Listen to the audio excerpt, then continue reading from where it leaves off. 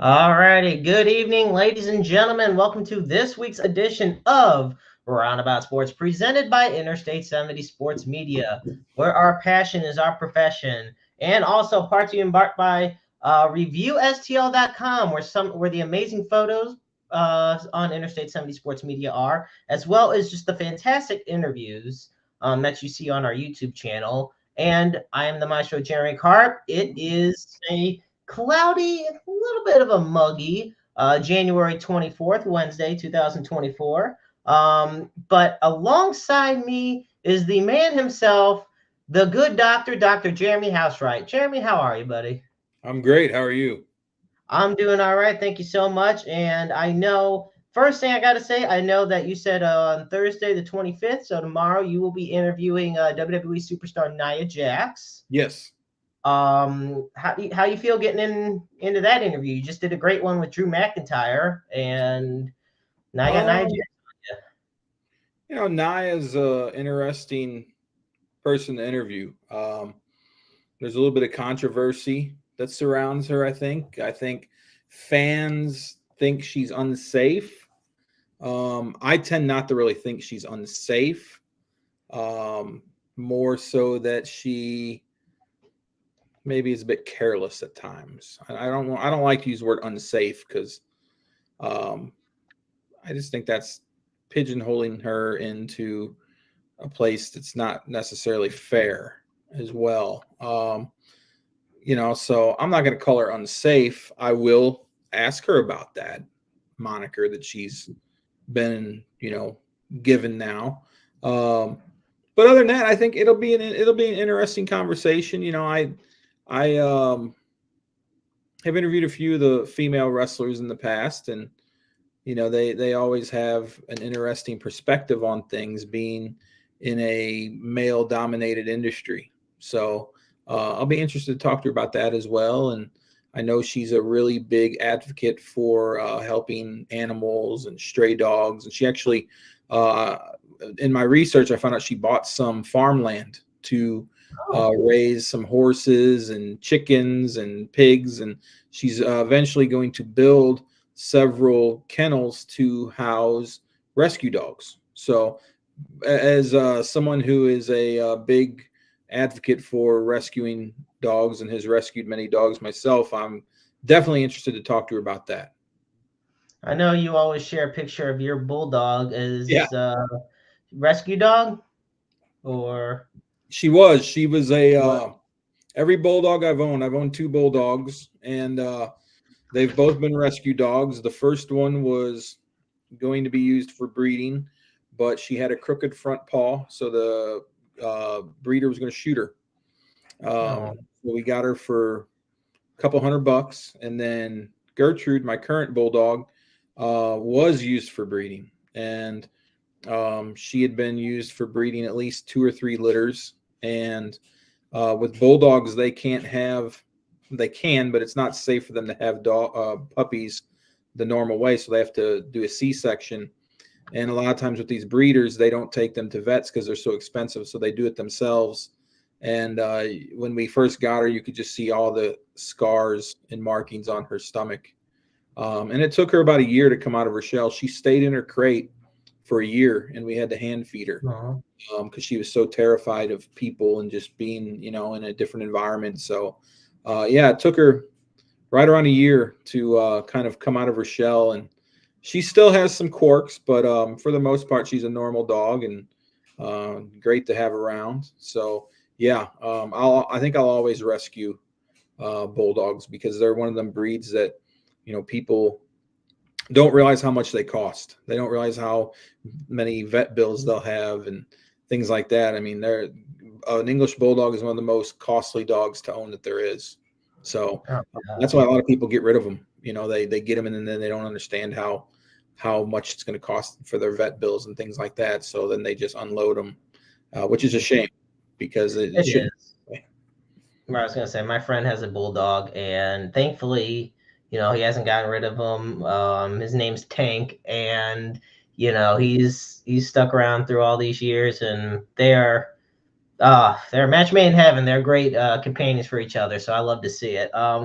Now, Gertrude, I have to ask, was Gertrude by your side when you were watching the AFC Championship this past week?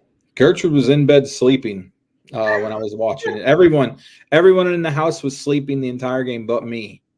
Really? And I probably didn't go to sleep that night until about 1 a.m. I think I fell asleep. I was watching the post game. I like to watch all the post game coverage, interviews with the players and coaches, and then just the pure excitement of that game and the adrenaline that went with it. It was unneeded because the Chiefs really should have won by 10. But McCole Hardman had that fumble, which I say it every week. The Chiefs always try to get cute with one play, and that was the play that they got cute when they should have just ran the ball straight up the middle with Pacheco and scored the touchdown. But for some reason, they like to always pull out some type of razzle dazzle play, and they haven't worked out this year. And I don't think they're going to work out in Baltimore if they try any there. So hopefully they have enough sense not to do that. And that's where I wanted to kind of get a start. Obviously, we got multiple divisional games to kind of get through, if you will. But obviously, the first one, is last week's Bills Chiefs divisional game in Buffalo. Now, 6 years Mahomes has been a starting quarterback, and all 6 years he's gone to the AFC Championship. As for the Buffalo Bills, I mean, over 30 years ago, there was 2 dreaded words, wide right. And those words struck again last week when Tyler Bass missed a game-tying 44-yard field goal. Now, before I continue, I have to say 2 things. Number one, anybody who throws death threats at Tyler Bass's way, which they have, it should be ashamed of themselves. They're classless. It's not fair, and it's not right. And number 2, it's not his field goal that determined the entire outcome of the game. First off, you and I especially have seen enough Bills Chiefs games to know. I mean, there was 1:43 left in the game. We've seen what happens when Mahomes has 20 seconds left in the game. 13. Exactly, when he has 13 seconds. So let's not act like the Bills were going to guarantee win anything. Right. And it was a back and forth effort. And, we grew up when Brady and Manning were the dominant rivalry in the league. And I think we're seeing that right now with Mahomes and Josh Allen. But every time it's proven, that Mahomes and the Chiefs defense has come out on top. Yeah. At least when it comes to the postseason, and because obviously earlier this season, the Bills won. A lot of controversy surrounding it, but they did beat the Chiefs. But last week it was a back and forth effort, and Kansas City's defense was able to hold firm down the stretch. They forced turnover on downs on a terrible fake punt. Yeah. Oh my God, it might have been one of the worst fake punts I've ever seen. I said at the beginning of that game, the Chiefs would win because, and everyone's like, oh, they're going into Buffalo. When are people going to learn that Patrick Mahomes can win anywhere? You can put that guy in outer space and he'd win the damn game. And I'm going to say this, that loss is on Josh Allen and Josh Allen solely. I can agree to that. He has been in enough of these games. He should have known better than to run some of the crap he ran. And like I said at the beginning of the game, that game will be won because Kansas City has the better coaches. McDermott is not a great head coach. He never has been. In fact, people seem to forget that when Buffalo was struggling mid-season, he almost got run out of Buffalo. I mean, it was darn close. He was on the hot seat. And if people don't believe me, go read the articles. There's an article in the Buffalo paper from when they were struggling, basically stating that the entire team had turned against him. So anyone who can sit there, and if there's any Buffalo fans on here, they can bring it. I've studied these 2 teams. I've studied Baltimore. I know what I'm talking about. McDermott is not a great head coach. Good? Okay. Stephon Diggs has been a bust. Him and Allen are not on the same page. He needs to get out of Buffalo to save his career. He'll never win a title with Josh Allen as his quarterback. Now, I'm not saying Josh Allen will never win a title. I'm not saying that. The window is not closed on Buffalo by any means. But there's some things that need to be fixed. They need to take a hard look at themselves and think about if they want Stephon Diggs on that team next year. And I was going to say, I'm sorry, but is this the Stephon Diggs fault or Josh Allen fault? Well, it's Josh Allen because as a quarterback, you are in charge of getting everyone in sync. You're the leader. The quarterback is the leader of the team. Josh Allen may be highly talented. He may be able to run the football better than most quarterbacks. He may be able to throw the ball better than a lot of quarterbacks, but he is not a leader. And I know I'm going to catch heat from Buffalo fans for saying that, but listen, that loss is on him. It's not on Tyler Bass. It is not. You have a kicker who's been on the sidelines the entire game, come out 44-yarder in not great conditions, cold weather. He missed. It went a little right. But Mahomes, Allen could have got him a lot closer than 44 yards. They should have went for the touchdown, honestly.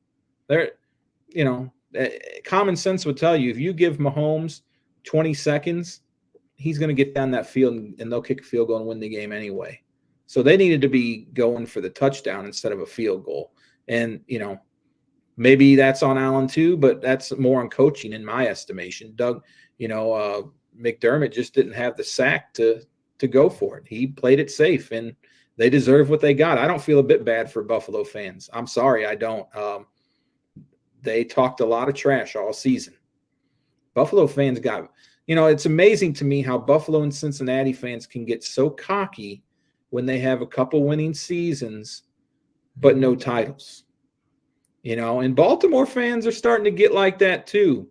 They like to chirp. They like to talk their trash. They don't have anything to show for it. Where's that Lombardi trophy sitting at? It's sitting in Arrowhead Stadium.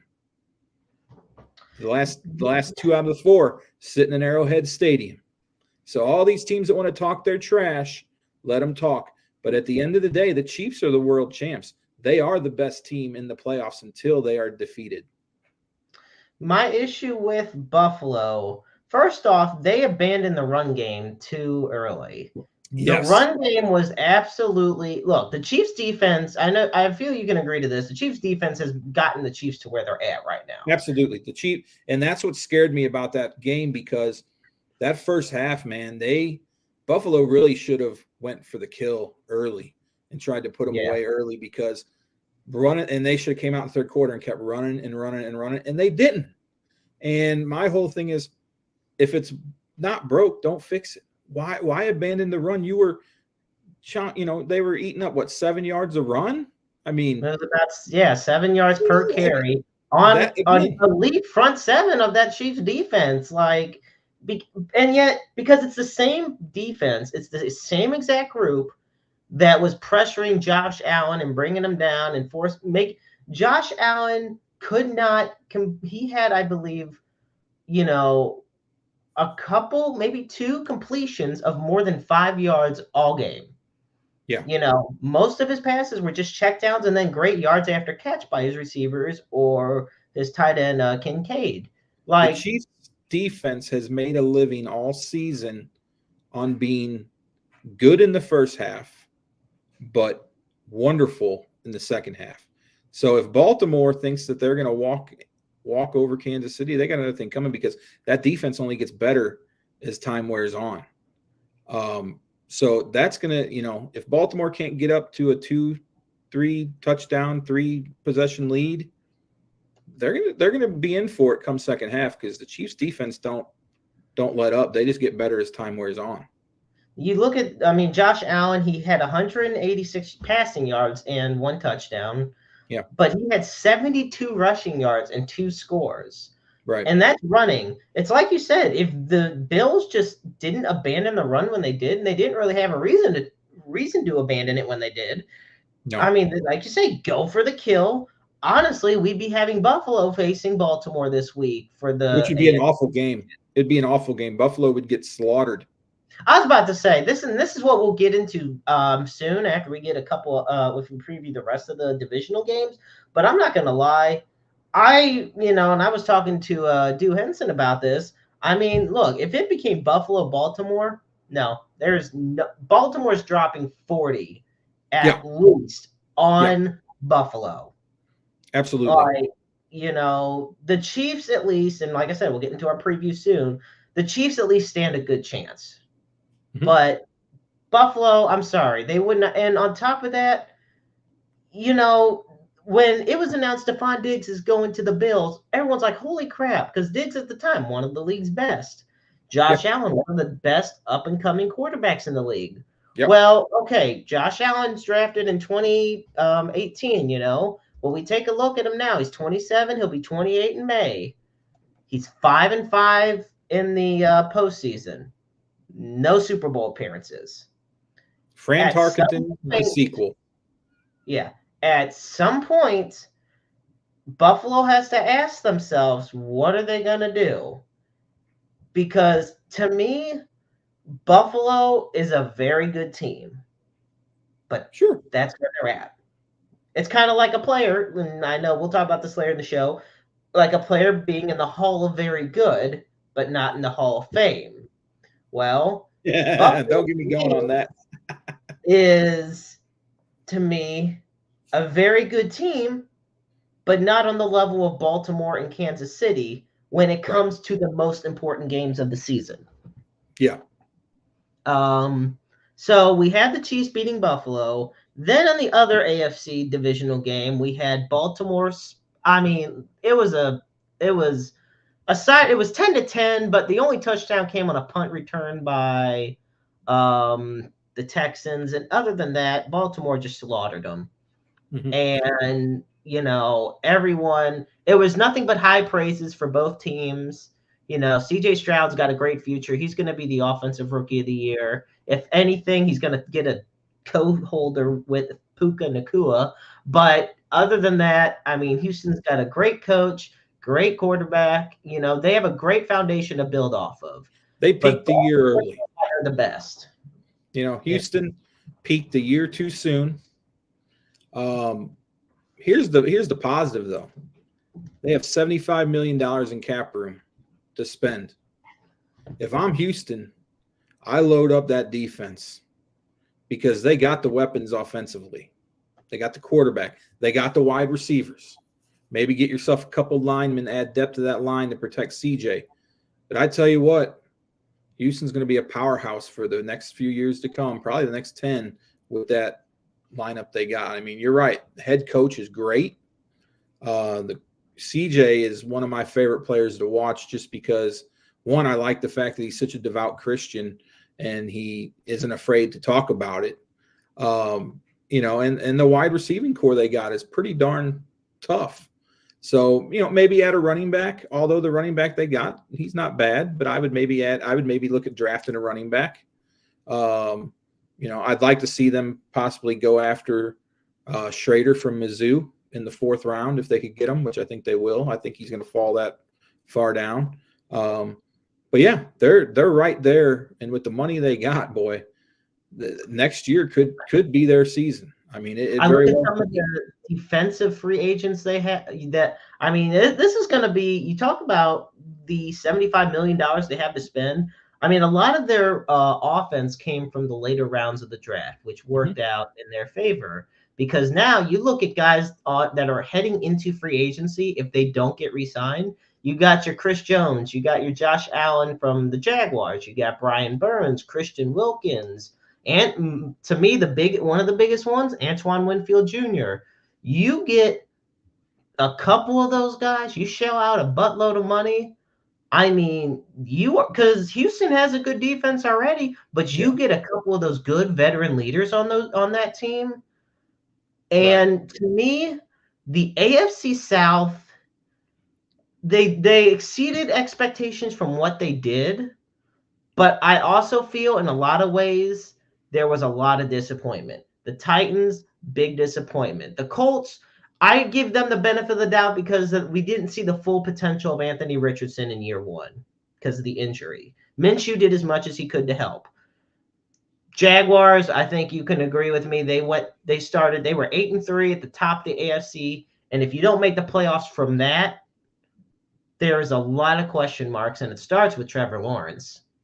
I don't think it starts with him. I think it starts with their coaching. I think Trevor Lawrence is fine. Doug Peterson? Yeah. I think Trevor Lawrence is going to be fine. Okay.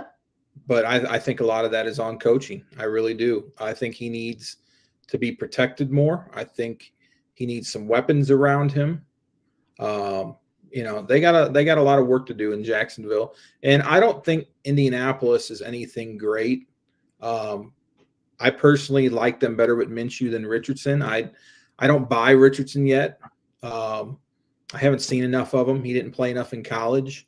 I think there's going to be some growing pains there. I think once he comes back next year, you'll see them struggle. And let's face it, any team owned by Jim Irsay is probably going to be a train wreck like he is. Yeah, I mean, we can definitely see that. I mean, if not a train wreck, a giant convoy of tractor trailers in the middle of the night wreck. But then we have Houston being beaten by Baltimore 31-10, and then we switch gears to the NFC. So, okay. The bandwagon is so full right now with Detroit. Everyone is on the Detroit Lions hype train. Yep. And while I'm disappointed the Browns-Lions Super Bowl isn't going to happen this year, I will say I'm loving what's happening in Detroit right now, because it's almost like I was reading it up last night. 3 of the longest playoff droughts, like I look at baseball, hockey, and basketball. The Pistons, the Red Wings, and the Tigers are among the top 2 teams in the longest postseason droughts in those sports. Okay. So to see the Lions be the one shining glimmer for this city that we know as well as anybody has been through so much hell over the past 15, 20 years, in both sports and just themselves, it's great to see for the city of Detroit. It's brought in so much revenue, and the on-field product is fun. It's fun seeing Jared Goff actually look like the quarterback that he never became with the Rams. It's nice seeing a group of receivers that were later round picks get to shine. You got a great O-line. You got a stud defense. I mean, and the thing of it is, I don't see any guys that are like big name Hall of Famers on this team, but I just see names of guys that get the job done and they do it great. And they beat Baker and the Buccaneers 31-23. Buccaneers had a good run. They beat the Eagles pretty badly in the wild card round. But I look at where Detroit's at. I mean, JM, what do you think of the Lions up to this point? I love watching the Lions. I have several friends who are Detroit fans. My one buddy was actually at the game. And I've been a fan of Dan Campbell since he took over the team. I think that he is a player's coach. He practices what he preaches. And, the Lions are one of those teams, they're scrappy. I think that they're in for a very, very difficult challenge going into San Francisco. I hope they can pull it off because I can't stand San Francisco. I've been telling people if it winds up being a San Francisco-Baltimore Super Bowl, I may not watch because I can't stand Lamar Jackson. People are like, he's so good. I'm telling you, I think he's a fraud as a person. He's not he's not a Mahomes type person. Okay. And I have trouble wishing him well. And the 49ers, they talk about a group of obnoxious an obnoxious fan base. I just picture a bunch of guys with sweaters wrapped around their waists and their golf shorts and their sandals walking around the stadium with their martinis and, the women, their high-priced showgirl on their sidearm that they picked up in, Santa Monica or somewhere. I can't stand them. And I was a Joe Montana fan growing up, but I can't stand San Francisco. So I am rooting for Detroit like crazy. I think a Detroit Kansas City Super Bowl would be pretty fun. Good Kind of rematch the week older one. guard with the new guard. But hey, if it's San Francisco, Kansas City, it'd be a rematch. So we'll see. But I'm hoping Detroit can pull it off. I don't know. It's going to be a tall task for them. I mean, San Francisco is so well-rounded. If Deebo Samuel does not play, I think Detroit wins the game. He's the big difference maker. If Deebo plays, San Francisco wins. If he does not, Detroit wins. We look at what San Francisco, how it was last week without Deebo Samuel for most of that game against Green Bay. Green Bay, a team that, let's be real, everybody thought the Vikings were going to be the favorites of the NFC North. They thought the Vikings were going to be they thought the Lions maybe would be a good wild card team. No expectations for the Bears, no expectations for the Packers, because how are you going to do anything with Jordan Love and no receivers with experience? The team that averages an age of 25 years old somehow makes it to the postseason, and they win their wild card game, and they make their way. In unbelievable fashion by destroying Dallas, and in Dallas, mind you. And once again, it came down to a kick. You could argue with an Anders Carlson missed field goal, but once again, Jordan Love, this is his first year as a starter. He's a 3-year veteran in the NFL, but at the same time, you could almost classify him as a rookie because this is his first year full start. Mm-hmm. He made what I consider a rookie mistake with that interception that sealed the win for San Francisco. He's trying a Mahomes-like cross-shoulder throw that only either Mahomes can make or my friend Corey in Madden can make. And it just didn't pay off, and we knew when he threw it, it wasn't going to pay off. Yeah. There's a lot of good things to look forward to for Green Bay. They're in a good cap situation. A lot of guys returning, and it's a young team. And I believe Jordan Love deserves to get paid more than I believe Dak Prescott does, because of the fact that I can see more of a future with what's going on in Green Bay than what's going on in Dallas. When it comes to San Francisco, like you said, Deebo is a big difference maker, a huge difference maker. Brock Purdy looked like a lost puppy for a lot of the game until he needed to be the guy. For most of the game, he was just lost by this Green Bay defense. And it just took one drive for him to go down the field and systematically destroy the Green Bay Packers. And they win by a field goal. And now they host Detroit, who, biggest test yet. And San Francisco is here for a reason. Neither of us folks are underplaying the notion about San Francisco. No. They are a very good team. They're a great team. And I can see them beating Detroit. I in this, but if I were a betting man, I'd probably put money on San Francisco. Right. I think I just say it really because I'm a fan of Detroit. Like I said, I love that city after being there this summer for the first time and meeting the fans and being in the Ford Field. And that city, I will tell you all this. Everything negative I've heard about it, don't buy it, because I didn't see any of it. Every sports venue in that city is within a 10-minute walk, like in a straight line. And it's just a great city. It's one of the best sports cities I've ever been to. And I will put Detroit up against any city as one of the top sports cities. I don't care how bad the Pistons are. The fans still support their teams. And even the Tigers. I got to go to a Tigers game while I was there. The Tigers were terrible last year. But unlike Cardinal fans, they still showed up to support their team. There's my nightly shot at the Cardinals. Anyway, I digress.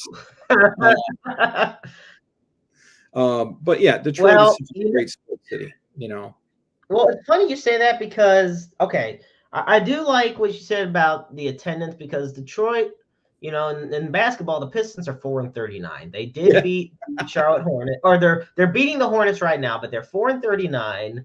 And yet they're 21st in attendance, average attendance per home game in the NBA, which I mean, come on. If you're averaging almost 18,000 fans when your team has 4 wins and not even all 4 of them at home, that does speak volumes. And I like looking at Detroit as the city of redemption because you take out sports for a second. This was a city that literally, we're in 2024 right now, but it was just over a decade ago they were bankrupt. The entire city, the automobile capital of the world, was bankrupt. Mm-hmm. It was unprecedented. And they emerged from bankruptcy. You can see on TikTok and all these other, like on YouTube and all these places, documentaries. You can see abandoned houses, all this stuff. And now you see the revitalization of these areas. Right. They rebuild what was gone. And, I like what you said about how don't buy into what you just see. It's definitely a city that you need to see to believe. And a lot of that revitalization is because of the sports teams. Unlike that team over in Busch Stadium, those teams help out the city. They want it to succeed. They have it so you can walk around that city at night, going from a game to over to the hockey town USA to get a beer without getting shot or mugged or your car stolen. You can't do that in St. Louis. In fact, I can't think of a bar outside of the ballpark village you could walk to from Busch Stadium safely. And I'm not hating on the Cardinals. I'm being 100% real. I don't go downtown anymore. It's not worth your life or losing your car over to go watch a sub 500 baseball team that don't give a crap about winning, which they've proven that they don't. So why waste your time and give them any money when they're not going to give any back? That they could single-handedly revitalize the city around that stadium.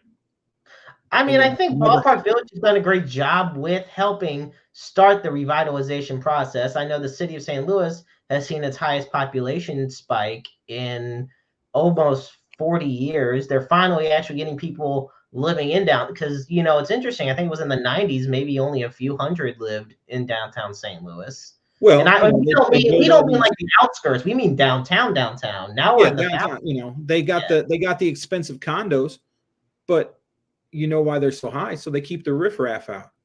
Nobody living in them condos is going to rob you or steal your car. Let's face it, when you're paying, $200,000-$300,000 for a loft or a condo, whatever the hell they are, you don't need to be stealing or shooting anybody. So yeah, good on them for doing that, but I need to see more. I need to see an investment in the community, in the schools. And there's none of that by the Cardinals. None of it. That's why I can't support that team, and I will not support that team ever until they make a change. And I'm not talking about a change in manager. I'm talking about a change in ownership, that it's not so tight ass where they count every dime and nickel they get to turn it into a quarter. That's my rant for the night. No, I know. No, you're going to get another one. I know when we have the Hall of Fame talk. Oh yeah, I am. I will say this. One more thing before we preview these championship games before the halfway point of the show. You talk about the economic impacts, and people don't, I think, look at that, especially casual fans. And I'm not talking shit on the casual fans because I mean, if you're like an 8-year-old kid, we're not expecting you to look at the fiscal years and quarterly outputs of a football team. You just want to watch the game.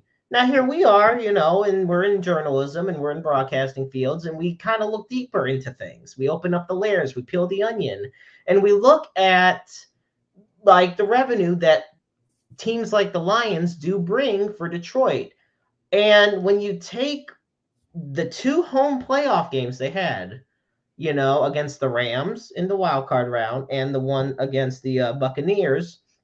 Oh, excuse me. The Lions are put approximately $72 million worth of revenue into the city of Detroit, which, once again, we talk about the revitalization. That is massive because none of the sports teams are huge spending teams. No. And they're not expensive facilities. Like, none of the fields and stadiums are hugely expensive. So all around, I think Detroit, things are really looking up for the city of Detroit. Yes. I will definitely give them credit for that. And it's nice to see the Lions, who it was literally just 16 years ago they went winless. And here they are in the conference championship, closer than the Cowboys, more recent than the Cowboys have been. Yep. So, with that, folks, first off, welcome to Roundabout Sports. If you're just tuning in, I'm the Maestro Jeremy Karp, alongside the good doctor himself, Dr. Jeremy Housewright. Before we do the previews, I do want to talk about the good doctor's book. It is called For the Love of the Show, and it's Pro Wrestling Fans Tell Their Stories. And it's his first book that he has published. I will say it's a book by a lifelong fan of pro wrestling, of course, the good doctor himself. He tells the story of how pro wrestling changed his life. Now, he went, I guess I should say went all over the country, all over, looking for special stories with other wrestling fans and how it impacted them.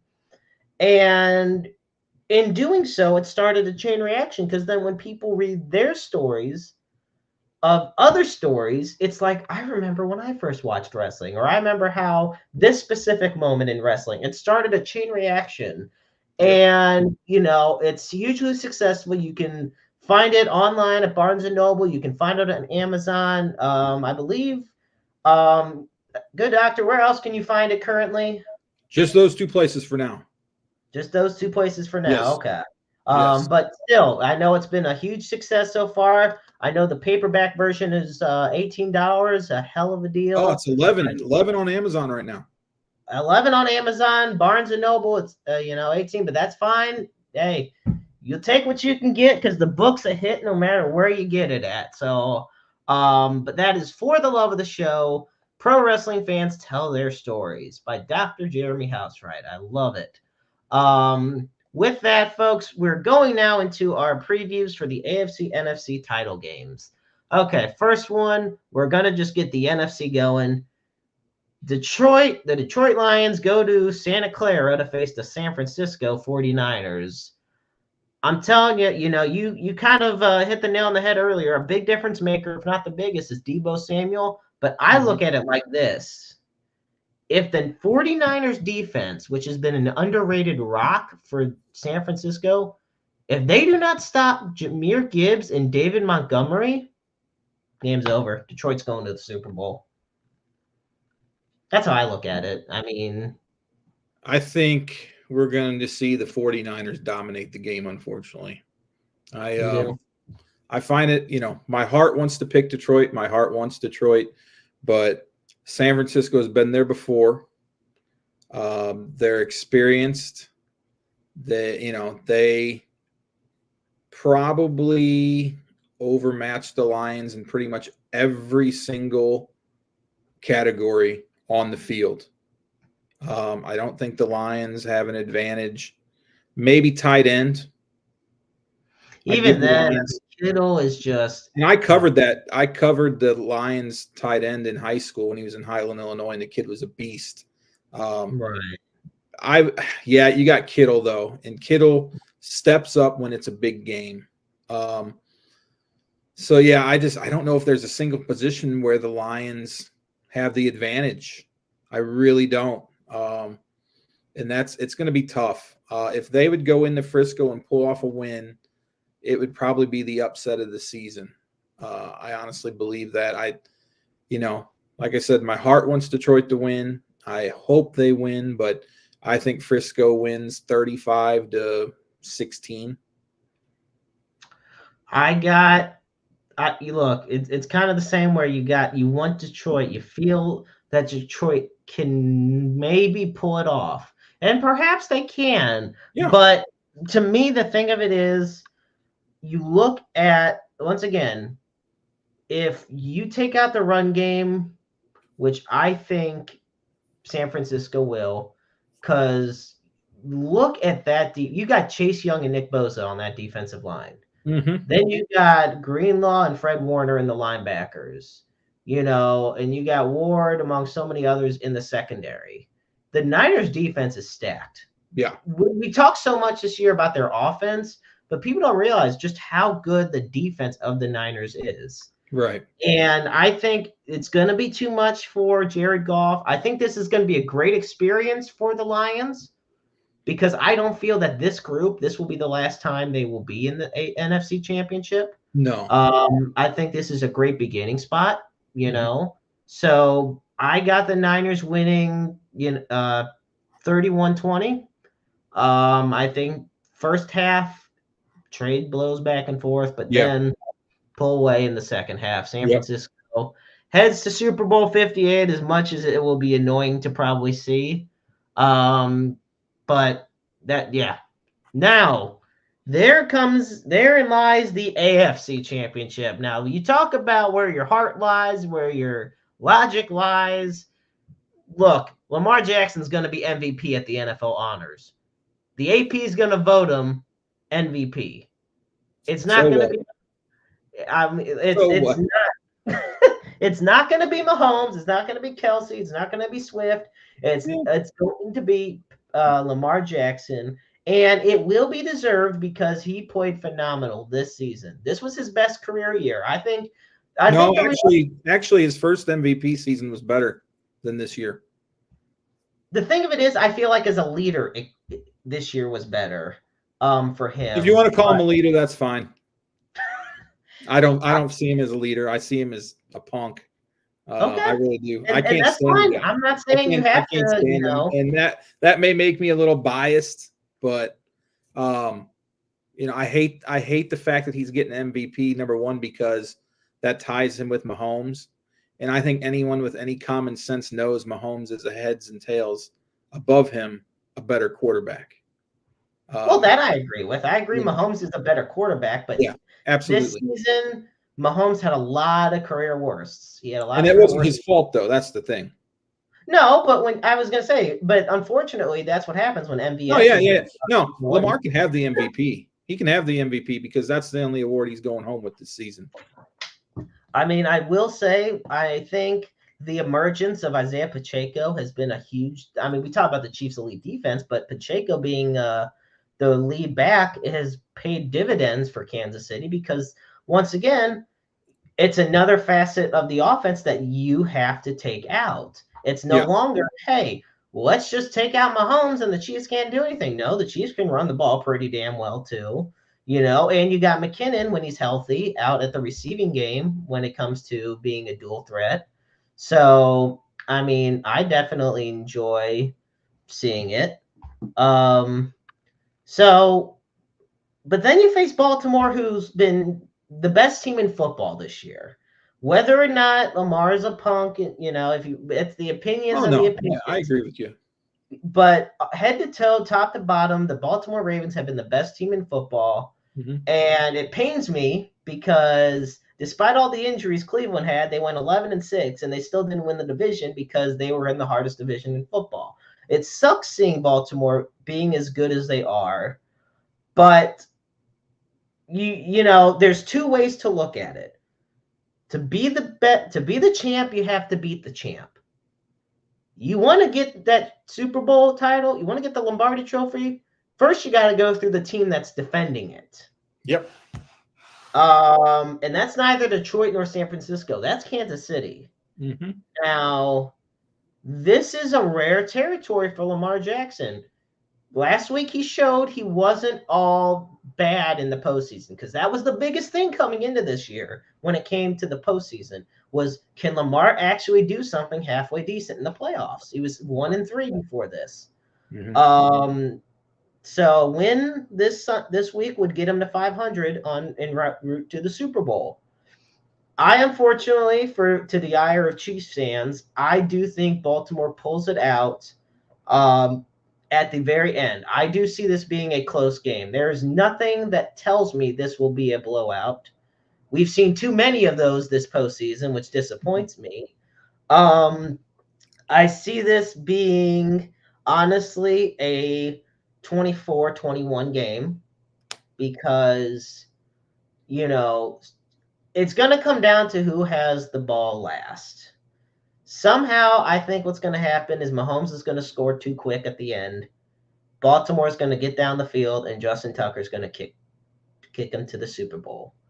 And even though he's had a down year, I sense it. And look, if I'm wrong and the Chiefs make the Super Bowl, that's great. That's awesome. But right now I'm looking at what I don't necessarily want to see, and that's being the Baltimore-San Francisco Super Bowl. So, which we've seen before, but that one to me was more entertaining because it was Ray Lewis's last year, and of course it was also the Harbaugh Bowl, if you will. Right. This one, I mean, come on. It's basically, let's just see who gets a title first, Lamar or Brock Purdy, Mr. Irrelevant. So, what are you thinking with this one? I went through today and I broke down every position. And quarterback, you give the edge to Kansas City. You have to. Mahomes is just an overall better quarterback than Lamar Jackson. Now, I didn't say athlete. I said quarterback. Running back, you give the edge to Kansas City. Wide receiver, you give the edge to Baltimore. Tight end, Kansas City. Defense, I think defensive line, I give the edge to Baltimore. Linebackers, I give the edge to Baltimore. Cornerbacks is the key. The secondary is the key, and they're going to be the difference in this game. Kansas City's secondary is the best it's been in. I've been a Chiefs fan since I was 10 years old for 32 years. We have not had a group of corners like we have right now. Never. I mean, you can talk about Dale Carter, he was a good to great player, but I think he was a bit overrated at times. They had Brandon Flowers, who they talked up, and he was kind of a dud. Then you had Eric Berry in the back, secondary, who couldn't stay healthy. He was a great player, but he couldn't stay healthy. These two guys are young. They play with no concern. Snead goes out there, and I love when he gets penalized because he earns his penalties. If you're going against Snead, you're in for a rough night. And, and then on the other side, McDuffie, he's young and he's quick. And again, he plays with reckless abandonment. These guys just go out there and they'll defend a pass, they'll intercept the pass, and they will knock these wide receivers on their asses without even giving a crap. And that's what I want to see. And that's what they're going to have to do to match up with Baltimore. I think that's going to be the difference. Now, I'm not taking anything away from Baltimore's secondary because it's good too. But the difference will be the secondary and the fact that Baltimore is the team with all the pressure. Kansas City's playing on house money. This was a down year for the Chiefs. Everyone knows that. The Chiefs, by all accounts, should not be where they're at right now. But they're there. Yeah. Baltimore is at home. And if they lose, you start hearing the chirps. John Harbaugh can't do it with this team. Lamar Jackson can play great in the regular season, but he can't win a Super Bowl. He's not a passing quarterback. All he does is run, and if you shut down the run, you beat him. Kansas City wins this game 37-31 in a shootout. I think Mahomes throws for 4 touchdowns. And I think him and Lamar put on a show, don't get me wrong, but at the end of it, Kansas City comes out ahead because they are more experienced. They don't care. People have been talking them down all season. Whenever somebody talks them down, they go in there and they shut them up. They have more big game experience. 6 years in the AFC title game. They damn near took down Tom Brady Mahomes' rookie year. They would have if not for D Ford being offsides. Okay, so they've played a lot better quarterbacks than Lamar Jackson in the AFC title game, and they've, come out almost victorious or victorious. So I think they win this game because of the experience. I think that Andy Reid sticks to the script. I think they run and run and run, and then Mahomes can throw some deep passes to Rice. I think Kelsey's going to have a factor in this game because it may be his last AFC title game as a Chief. I honestly believe Travis Kelsey is hanging it up at the end of this season. And I don't think it has anything to do with Taylor Swift. It's because he's so beat up. You can tell his body is starting to show his age. He's 34. He takes a lot of punishment when he catches passes. And it's starting to show. He's not getting up as quick. He's battled injuries all season. And I think he's just mentally, he's done. And if he gets this title, I think he walks. And I think Andy Reid walks away too if they win another title. So, Kansas City could look really different next year. They will look really different next year in certain areas because I don't think you'll have Chris Jones back. I don't think Jones is coming back. He came out, though, and said he wants to stay. Now, if he wants to take half of what he could get, okay. I don't think he will. I think he's gone. And you got to let him walk because you got to pay your cornerback, Snead. He's the most important person on the team right now to pay. You got to keep those two. Money for McDuffie when the time does come. McDuffie is, to me, a top tier slot corner. Oh, yeah. And I feel that what's going to happen is, a lot of people feel that when you look at what an impending free agency period, it's not just building for the next year. You got to think long term. Look at the contracts of the guys who's currently on a rookie deal. Look at who you're going to want a fifth-year option for, whose you may not take. I mean, look, Chris Jones says he wants to be back, but the thing of it is, if he's asking a high price, then A, he doesn't truly want to be back, and B, the Chiefs are going to have to move on because the Chiefs have they've spent so long sticking to the veteran pieces, the long-term guys, but they got a lot of good young players on their team that they're going to be needing to pay. And there's a few guys that they just need to pack their bags now and throw them out of the locker room and be like, you don't even need to come on the plane trip to Baltimore. I'm being serious. There's a few guys on this team that, Tony, of course, I would have packed his bag a long time ago and threw his ass out. Right, week one. And I know you like him, but Willie Gay, I'd pack his bags. See you, Willie. I feel like it's his impending time to where he'll be leaving. Oh, yeah, he's gone. They're not going to re-sign him. No, I think that's how it's going to be because, the linebacker group Kansas City has is very much well in depth. And I think Gay's become expendable. Linebackers in the NFL are a dime a dozen. I know. You've told me that when I talked about what to do with Nick Bolton. I said to give him a big extension, and you said nope. Just, if you want to. You might franchise him when it comes time and see if he'll negotiate. But if he wants a big contract, see ya.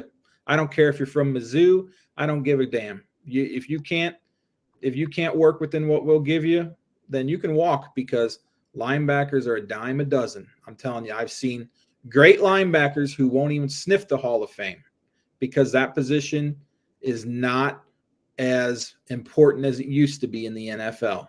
You can get, Drew Tranquill filled in just fine for Willie Gay the other night. Yeah. And he's not a marquee linebacker by any means. He's a solid backup. He's a solid role player.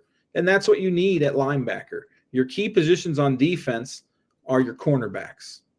Because it's turned into a passing game. The NFL is a passing game. So you need great cornerbacks and one really good edge rusher, which Jones is that guy, but I think Karlaftis can turn into that just as easy. Karlaftis has shined really well lately. I think he's had a great postseason. He had a great season. He had a great preseason, great postseason. I think a lot of the reason Allen had trouble last week was because of Karlaftis. Really getting around the edge.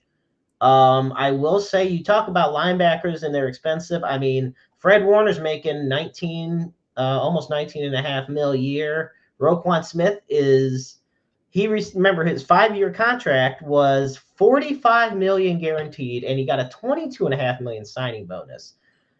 I'm not gonna lie, I'm sorry. I do love Nick Bolton, and I want him to stick with the Chiefs for his career. I would like Nick Bolton to stay too. I like him. That is a lot of money. I could not pay him a 5-year, $100 million deal. I wouldn't pay him more than $10 million a year.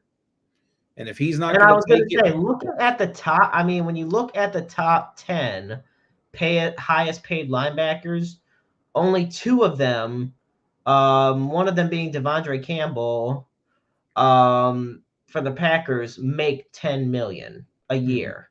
Everybody else ahead of them does make more than $10 million a year. So, I mean, you're right in that top 10 threshold. And a lot of great young linebackers, a lot of great young players want to be higher than just a top 10 type thing. They're looking and if they can go out and get it, more power to them. But Kansas City has built what I call the Patriots way. New England never overpaid players. They had Tom Brady. He got the money. They surrounded him with serviceable, good players who knew how to work the system. Bill Belichick was great at that. That's why he struggled when Brady left, because all his pieces fell apart, because the team was centered around Brady. The Chiefs are centered around Mahomes. You build a solid system around him that's not going to cost you an arm and a leg, so you can afford to pay him, and you can afford to get him some, not great, but good weapons. Not Kadarius Toney, who can't catch the damn ball. MVS will be gone at the end of the season. And even though he had a great game last week, other than that, he's not worthy of $10 million a year. So he'll be gone. In fact, if I'm Kansas City, the only wide receiver I'm keeping is Rice. I bring in a whole new crop. I really do. I don't think you need to keep any of them guys other than Rice, because he's your future. He'll be your future number one. I think they get one in free agency. I still say T. Higgins is destined to wear a Kansas City uniform next season. So that's who I'm banking on being. If they really want to open the wallet, Mike Evans. But I don't think they'll be able to afford him. But T. Higgins would fit perfectly with Mahomes. I mean, it's almost too good of a match. If I'm one of them teams in the West, I'd go try to snatch T. Higgins up before the Chiefs can get to him, because the Bengals aren't re-signing him. You know that. So Bengals, they don't, because right now financially they don't know what to do. Because look, you're wanting to have your number one receiver, when in reality, the guy that's probably going to leave is your number one receiver. To me, Jamar Chase is not the number one guy. It's T. Higgins. Oh, I disagree with that full-heartedly. I think T. Higgins is the better receiver. I'm sorry. Oh, no. I'm sorry. Jamar Chase he's a top 3 wide receiver in all of football. But he's been so inconsistent. When he's healthy, throwing him the ball. Huh? Look at who's been throwing him the ball. They didn't Jake Browning was serviceable. Who's that? Doesn't have to be. Who's that? Seriously. Are we going to know who that guy is next season? I hope not, for the sake of the Bengals. There you go. We won't. So I'll wash this season up for Chase. I know he was beat up at times. And when you practice with your starting quarterback all off season, and then you have some other guy come in, of course there's going to be disconnect. And the Bengals, that's what it was. It's probably an off year, The Bengals' offensive line is not that good. We've been talking about that for years. The year they went to the Super Bowl, that offensive line was trash, and they managed to get around it. So, somehow.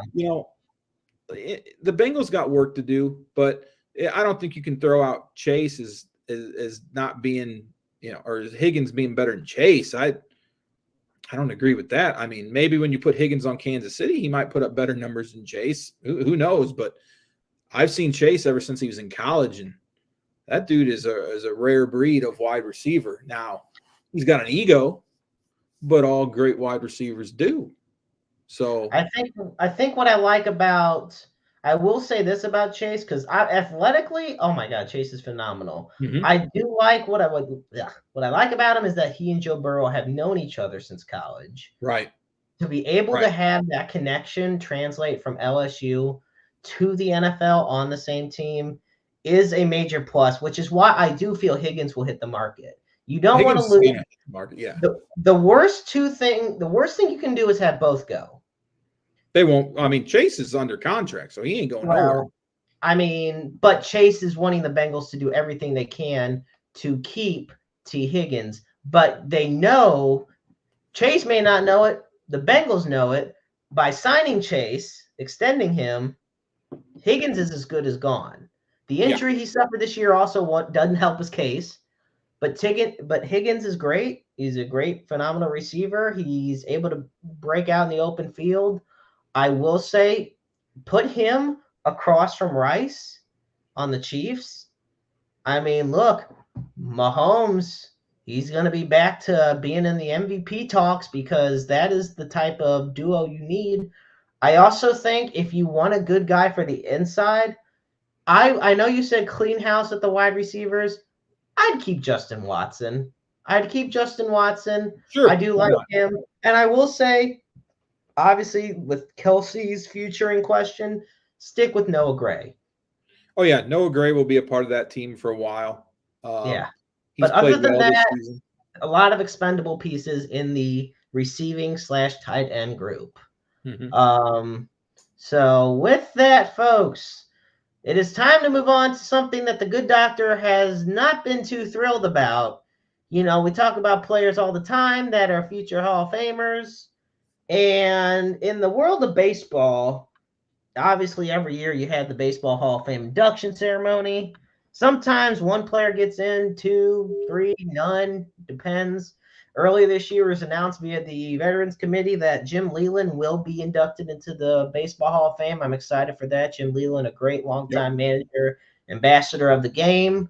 Um, Now, we recently had last night the ballots were revealed for who would be inducted into Cooperstown.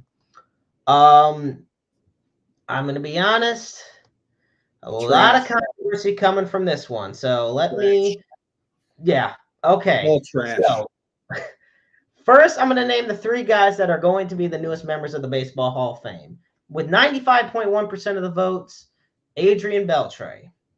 With 79.7% of the votes, Todd Helton. And then with 76.1% of the votes, Joe Mauer. Falling off of the ballot. This means they can't be on any future ballots for the main Baseball Writers of America vote. Jose Batista, Victor Martinez, Big Sexy Bartolo Colon, which broke my heart. Matt Holliday, a lot of people are upset about. Adrian Gonzalez, Brandon Phillips, Jose Reyes, James Shields, and in his final year on the ballot, who did not make it, Gary Sheffield. So, okay, I'm going to say it. Adrian Beltre, fantastic player. I can totally see why he would be in the Baseball Hall of Fame. I mean, he is one of the greatest third basemen of all time. He's a four-time All-Star. He got 5 Gold Gloves, almost 500 home runs, over 3,000 hits, and 21-year career. I look at Todd Helton. I mean, Todd Helton to me is the greatest player. I know a lot of people may say Matt Holliday. It's fine. You can say it. I consider Todd Helton the greatest player in Colorado Rockies history.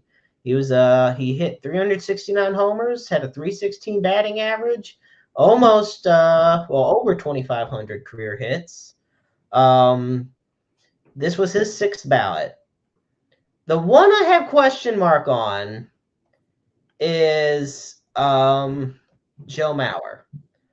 Okay, Joe Mauer, I grew up watching it. I mean, I wasn't a Twins fan per se, but I mean, I was around when I was growing up when he and Justin Marneau were the big guys on the Twins.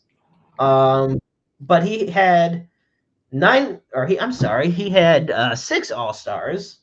He had just over 2,000 hits, 143 home runs, just under 1,000 RBIs, one MVP award in '09. Yeah, I'm sorry. I don't see it. I don't. And also, Augie Soprano saying, I don't agree the way they are voting.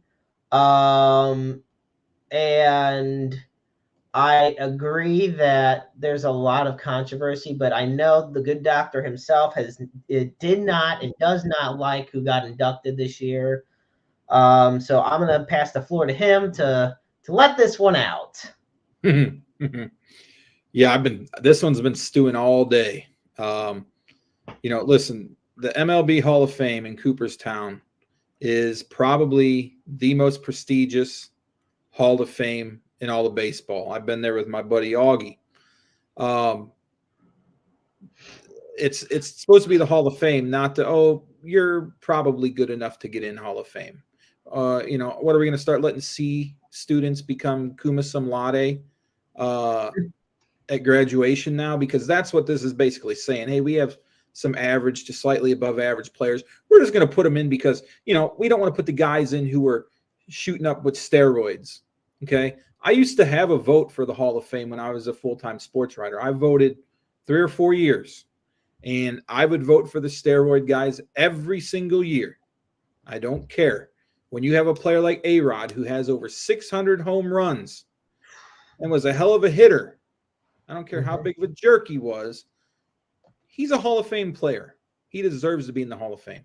Pete Rose is not in the Hall of Fame. The fact that we're letting Todd Helton in the Hall of Fame or Joe Mauer in the Hall of Fame over probably the first or second greatest hitter of all time just because he gambles? Come on, you're telling me every bust in that Hall of Fame in Cooperstown, not one of them guys committed a cardinal sin when they were playing? Not one of them guys took a amphetamine when they were playing? Not one of them guys beat up their wife or girlfriend when they were playing? Not one of them guys used a cork bat when they were playing or pine tar like my boy George Brett? Come on. This is ridiculous. Now, Beltre, I have no issue with, okay? Beltre, I have no issue with at all. 3,166 hits. If you get over 3,000 hits, you're pretty much shit, okay? 477 home runs. Okay. My only argument with that is Mark McGwire's got more home runs. Why is he 583, I believe. Why is Mark McGwire not in the Hall of Fame then? Okay. 5 Gold Gloves. Okay. So Beltre, I can go with because only Willie Mays had better stats with that. Okay. We go down to Joe Mauer. Whew. Yeah, I know. One of the best hitting catchers of all time for what, 6 seasons? You're going to put a guy who played catcher for 6 seasons in the Hall of Fame? Really? He's one of 153 players who have caught 900 games or more. So what? How many scrub catchers in the history have caught a shit ton of games and got nothing to show for it? Sorry, Joe. He had a promising start to his career. I'll give him that. I was a big Joe Mauer fan when he was a full-time catcher for the Twins. I liked him. He was the MVP the year he won it. There's no doubt. But after those 6 seasons, he dropped, and he dropped hard. He was one of their worst players when they kept him at first base. I mean, he finished with just over 2,000 hits. Played 58% of his career games as a catcher. Okay. It to me, and I know I'm going to catch some heat for this. I've had a debate with people on who, I don't care if he won the hearts of Twins fans or not. There's been other players. Matt Holliday won the hearts of Cardinals fans. Matt Holliday is not an MLB Hall of Famer. Jim Edmonds is not an MLB Hall of Famer, folks. I'm sorry to say. That's a take. It's a good take. Look at his stats for outfielders. Okay. He could make some razzle-dazzle catches. He could hit the ball clutch. Okay, great. He was a great player. He's not a Hall of Fame player. Is You know? Andrew Jones a Hall of Famer in your No, mind? Okay. absolutely I was not. gonna say, because if you were gonna say Andrew Jones is and not Jim Edmonds, then there was gonna be a problem. But I No. get where you're Um, I get what your tiers are, if you will, as far as again, where you classify it's Hall of Famers. it's the Hall of Fame, not Yeah. this guy was really beloved in his city. The fans love him. He loves the fans. It's just a fucking love story all around. Go piss up a tree, Joe Mauer. You don't deserve this landmark, Hall of Fame award. Come on. Um, it's ridiculous. And it's because the Major League Baseball is so against putting these Barry Bonds, Roger Clemens, Andy Pettit. These guys are all Hall of Famers, no doubt. Barry Bonds was a Hall of Famer before he started juicing. We all know that. Anyone who knows baseball knows Barry Bonds was one of the best outfielders in the game when he was with Pittsburgh. Okay. I'm sorry, but Todd Helton, a good player.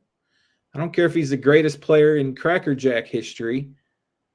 He was a good player, maybe the greatest player in Rockies history. Oh, wow. He played in a stadium where, you could hit home runs by the dozen, per week.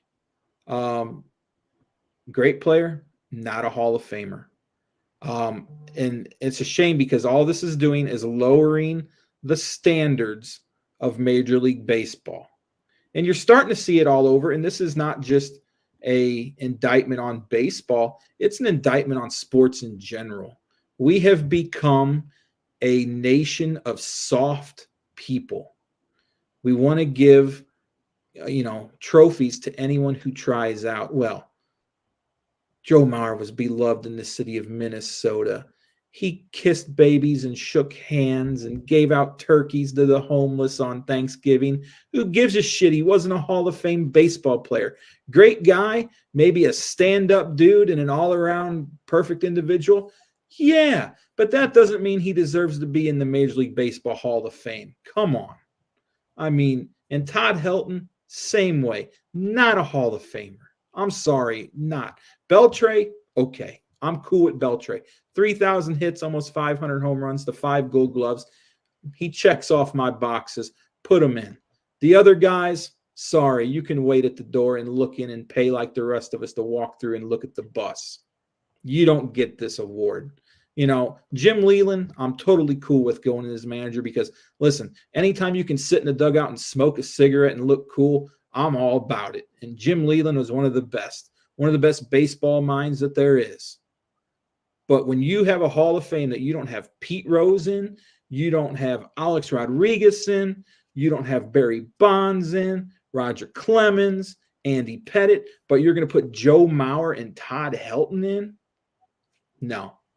I'm sorry. It's a travesty. It's a slap in the face to Major League Baseball fans. And the ones who have common sense should speak up and tell baseball until you get some balls and put these guys in the Hall of Fame, you can stick the Hall of Fame up your ass and go to hell. That is the way I feel.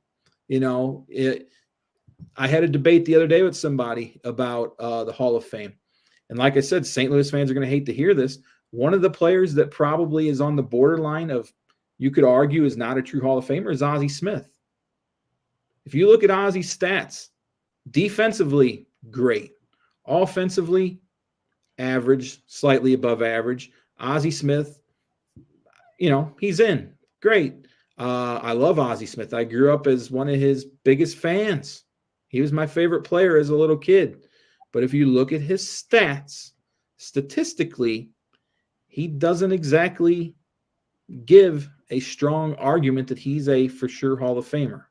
Okay. Now, I think he did enough to get in, but there are those outside of St. Louis who are not biased by the Cardinal red and the Cardinal on the bat bullshit that we get fed to as the best fans in baseball bullshit, which is nothing but a farce because we know we're not.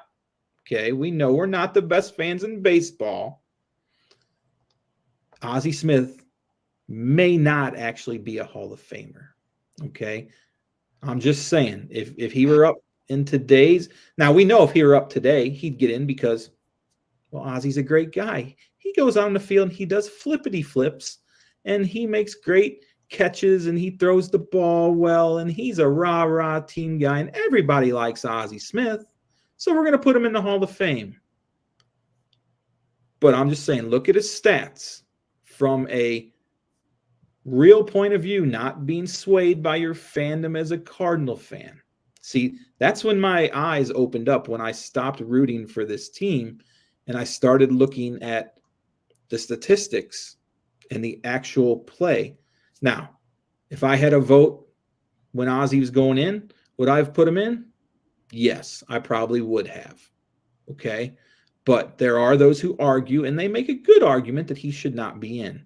But I look at a guy like Mauer, and I'm blown away that they put him in. I don't know how you can justify putting him in the Hall of Fame when he had 6 good seasons, and he was a terrible hitter the last few of his career. He may have had more bad seasons than good, honestly. And Todd Helton, who was a very good player, but I don't see a Hall of Fame. I just don't. Not with all the players that you've left out. All the players that they left out, and you're going to put Todd Helton in. Who are we going to put in next? Luis Alicea, Bernard Gilkey. Hey, everybody liked Bernard Gilkey. Let's put his ass in the Hall of Fame. It's not a popularity contest, folks. It's a statistical, what have you done in your career? There's certain benchmarks as a Hall of Famer you need to reach. 500 homers, 3,000 hits, over 300 career average, so many wins as a pitcher, so many strikeouts, all that stuff. Besides Beltre, none of these guys check those off. They just don't. And so as someone who used to vote, I would not have even have given them the time of day. I would have put Sheffield in over any of them because I thought Sheffield was a way better player. But that's my opinion. I could be wrong. I look at the Baseball Hall of Fame. First, I'm going to say this. The majority of people that know Ozzie Smith, as far as the player, knows the majority of the reason he's in the Hall of Fame, which I just feel he does deserve to be in, is because of his defense. Yes. To me, he's one of, if not the greatest fielding shortstops of all time. I agree. 15-time All-Star, 13-time Gold Glove. That in of itself is a rare accomplishment. I will say, I want to name I'm not naming everybody that's going to be a first-time person next year on the ballot, but I'm going to name 5, and I want your thoughts as a former writer, you are a writer, but as a former voter. I want your opinion on if you would vote for them next year. Because personally, this is my opinion. And this is what I feel about for all sports Hall of Fames. I don't give a shit about the first ballot crap or the second ballot. I hate No one that. ever asked that. No one ever cares. know. I do not care. I don't like. Look, was it great seeing Joe Thomas get in the Hall of Fame in his first year? Yeah, but if he got in 5 years from now, I would have been happy. Because guess what? You're just as much in the Hall of Fame as the next guy. Yep. They don't have a separate wing for the first ballots. So, but I want to name guys that'll be in next year, and the first one is Ichiro. I'm sure you would vote without a doubt. Ichiro is one of the best to ever do it. Without a doubt. Put him in. And of course, 10-time All-Star, MVP in 01, over 3,000 hits just in Major League Baseball, and over 1,200 in Japan, and that is something that MLB has been recognizing more. Of course, either to just piss off Pete Rose even more, besides banning him from everything. But we have Ichiro, who I do feel that is a first ballot Hall of Famer. Then you got CC Sabathia. CC Sabathia, Cy Young winner. 251 career wins, 3.74 ERA, over 3,000 strikeouts, and over 3,500 innings. Yes. Starts to order a couple things. I put him in.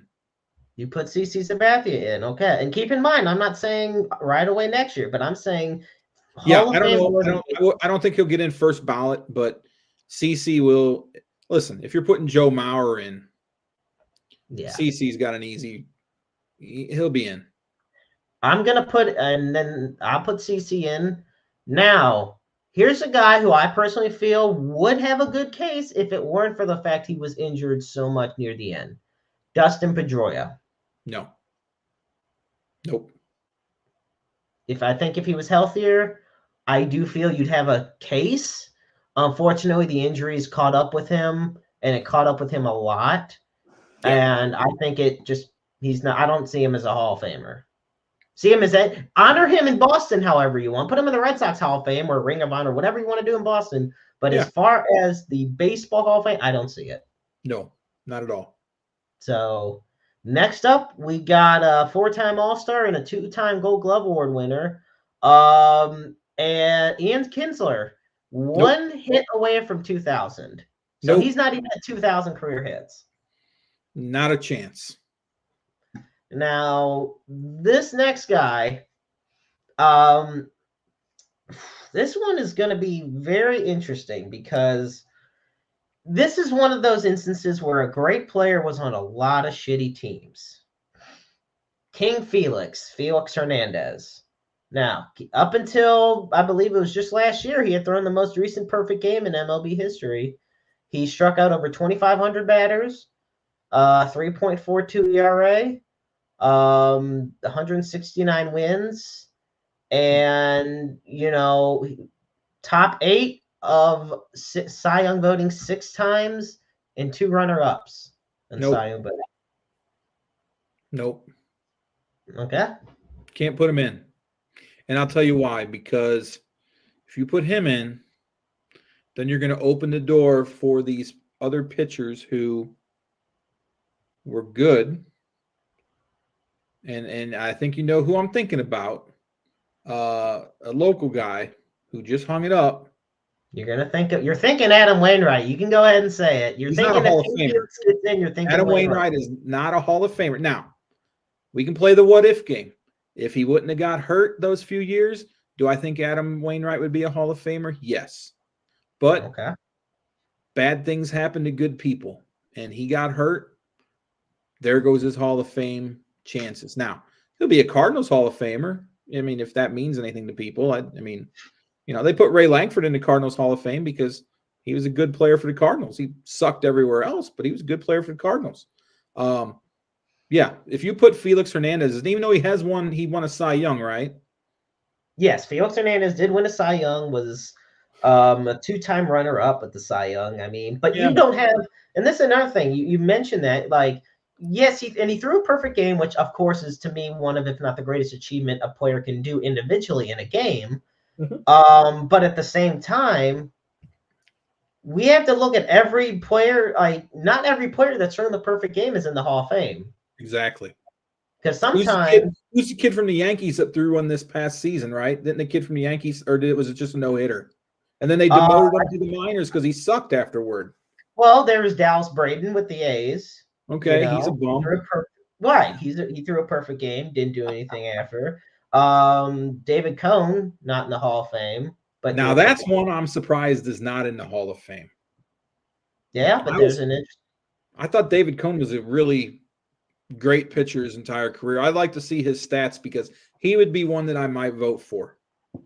So when you look at David Cone, I mean, his career, he was a 5-time All-Star. What does work for him, I mean, he was just under 200 wins. He was at 194. Okay. He was at 2,600 plus strikeouts. He was a 5-time World Series champion, of course, being with the Yankees. You get that type of luxury. He was a 1-time Cy Young winner, and he pitched the perfect game that he's most known for. So he's a Hall of Famer. I'd vote for him. I'd put him in. David Cone was always consistent, if not very good. And he always came through in the playoffs too. I remember when he pitched for the Yankees all them years. He was Mr. Reliable for them. So yeah, I would vote for David Cone. Absolutely. Okay.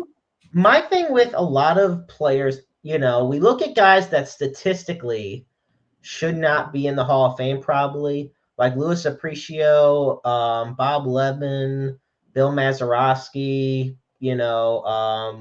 even honestly, like look at guys like oh hell. I mean, I hate to say it because if you're going by the stats, go to Ozzie guys Smith, like Raleigh Fingers and Bruce Sutter.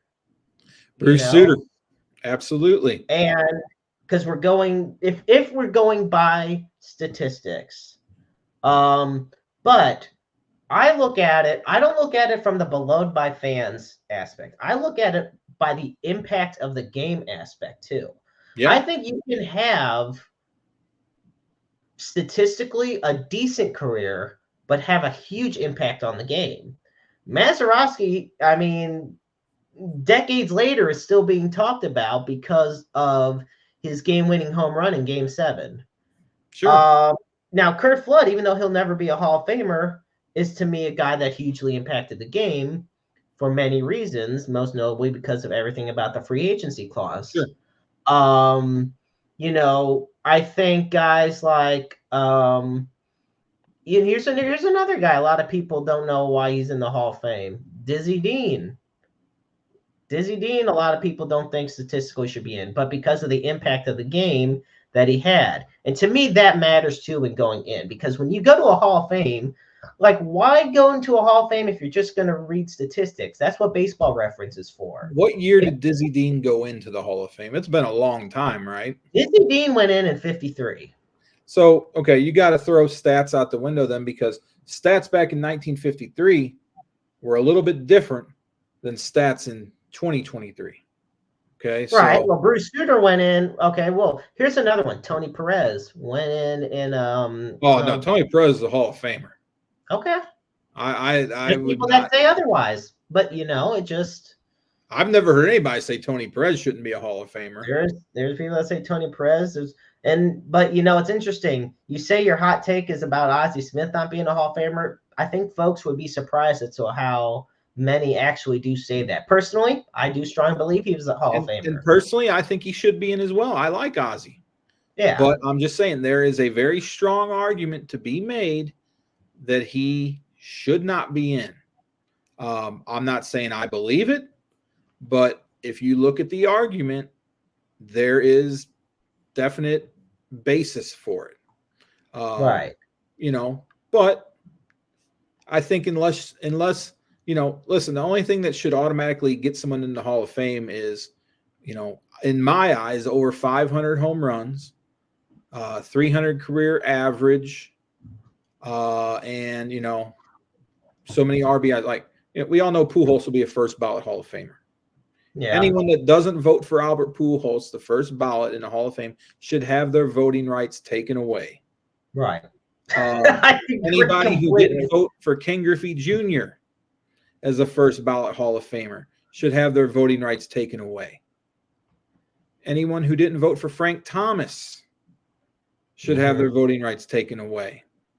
Anyone who didn't vote for Nolan Ryan, there's certain players you just know. One that I make an argument with, and I know I'm going to get roasted for it, but I could see people not voting for Yadi Molina right off the bat. I could see it only because of him as a hitter for the first probably almost 8 years of his career. Yep. I think that's the big argument. That's what a lot of voters I know are going to look at. Because to me, he's the greatest defensive catcher of all time. I consider Yadi the greatest defensive catcher. I consider Johnny Bench the greatest hitting catcher. And I consider Johnny Bench over Piazza. I consider Johnny Bench probably better than Mike Piazza. Okay. I consider Ivan Rodriguez probably either him or Piazza one of the best blends of both, with great defense and great hitting. Him and Piazza are right up at the top. But I look at Molina. I mean, it was no secret the guy couldn't. That's why his home run in the NLCS in 06 was so iconic, because nobody thought he'd be the one to hit it. Right. And so I see a lot of people. I think Molina will be a first ballot Hall of Famer, but it's not going to. it could easily be in maybe the 80%. I think he gets in first ballot as well. I think it depends who's going to be with him. I don't think he's going to have a whole And lot. that's another thing you got to look at. See, and that's a problem. And I know it's something you look at, but I think it's something that a lot of people don't realize. To me, it's why Torrey Holt's not in the Pro Football Hall of Fame. Look at the competition the guy's been having to deal with, and each passing year, more and more great players get added in. I think he gets in this year. I think this is the year because finally, Bruce, Moss, Owens, a lot of those guys that were playing around the same exact time he was didn't get it or had already gotten in. Finally. And I have issues with even Owens being in the NFL Hall of Fame. Oh, I'm putting Owens in there. I don't know, man. I'm putting Owens in there. And you talk about the first ballot, second ballot. I know they don't show the percentages in football, and that's fine. I don't like how in football there has to be an X amount of – that's what I like. I will give the Baseball Hall of Fame credit. If they go a year without anybody in, they go a year without anybody getting in. And that's what they should have went a year with, just Beltre and Leland. That should have been it. I would have been fine with it. That's what I do respect, is that they at least say if you don't meet the threshold for even if the threshold's not, say who you think should be in, say who you think shouldn't be in, you want. But the fact that they can go with a X amount of people, you could have 7 people in one year if they all voted for that. Or you could have 2 or none. I like that. I don't like how every year it has to be a certain amount. It's what, and not to stray too far away from the NFL. It's the NFL Hall of Fame has been watered down because of it as well. I also want to say, to continue that, I personally think that I don't want to stray too far from it, but I think it's an issue the WWE Hall of Fame is dealing with. I think because they have an X amount per year, you can't sit there and tell me Coco Beware deserves to be in the WWE Hall of Fame. But here's the difference, man. It's not a real Hall of Fame. That's the only reason I don't freak out over it. But I'm just saying. There's no building you can go. Now, eventually, I think Vince always wanted to build one. And there were rumors it was going to go in Orlando. Outside the last Mania. Yeah. But it's not a real thing. It's more of bringing these guys back, giving them a few bucks, letting them talk. Now if they ever build a real one, then we can talk. But right, my whole thing with the NFL is the same thing. It's like there's some guys in there that should they really be in there? And I mean, there's some quarterbacks that Troy Aikman. Should Troy Aikman really be a Hall of Famer? I mean, I think he should, but you know what I tell you. Mahomes' numbers are already better than Troy Aikman's. Which proves that if Mahomes retires tomorrow, he's a Hall of Famer. Absolutely, he's a Hall of Famer. That's what I love most. I tell people, I say, look, Mahomes can retire tomorrow, go off the grid, and he's going in the Pro Football Hall of Fame. Like that. And I love, I don't want him to retire. I want him to play. No. He ain't going to retire. But, I mean, there's some argument about Terry Bradshaw being a Hall of Famer. I'm going to tell you one quarterback who I think he is an iconic part of the game, but I honestly consider him probably one of the worst Hall of Famers if we're going by the numbers. Joe Namath. Yeah. There's no reason, if you were going based on the stats, Broadway Joe is not in the Hall of Fame. But because he guaranteed a big-time win over the favorited Baltimore Colts in the Super Bowl, and because he blended together Hollywood, the celebrity status, and the NFL.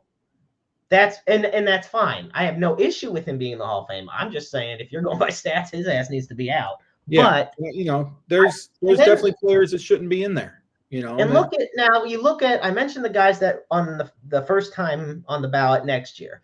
Then we have these other guys, and the reason I didn't mention them is because I know you're going to say no to all of them. So I'm just going to say the rest of them. Okay. And I'd be surprised if you said yes. So I'm just going to zoom through them. Troy Tulowitzki, Ben Zobrist, Curtis Granderson, Hanley Ramirez, Russell Martin, Adam Jones, Brian McCann, and Fernando Rodney. You know what these guys are? These guys are the guys that when you open a pack of baseball cards and you get these guys, they're called commons. They're common players. There's nothing special that separates them from any other player. They're common players. They shouldn't even be on the ballot. There should be no discussion about any of them. None of them. And the discussion, that's the way I look at it. I mean, none of these guys should be even mentioned in the Hall of Fame. Hey, they were decent pro ball players. Okay, great. Good for them. They probably made a hell of a lot of money. They're living comfortably in Florida playing golf while we're sitting here in 30-degree weather. Good for them. Literally. But they're not Hall of Famers. You know? And that's Now, my thing. It's like all the Hall of Fames have gotten into this ridiculous, idea that just because a player was pretty good, they should be a Hall of Famer. I'm sorry, it doesn't work that way. I mean, we love Jim Edmonds here in St. Louis, but Jimmy is not a Hall of Famer. He is not. He is a very good player. There's been a lot come through here. Terry Pendleton was a very good player, not a Hall of Famer. I'm sure I'm missing a ton of them. Pedro Guerrero back in the day was a hell of a ball player, not a Hall of Famer.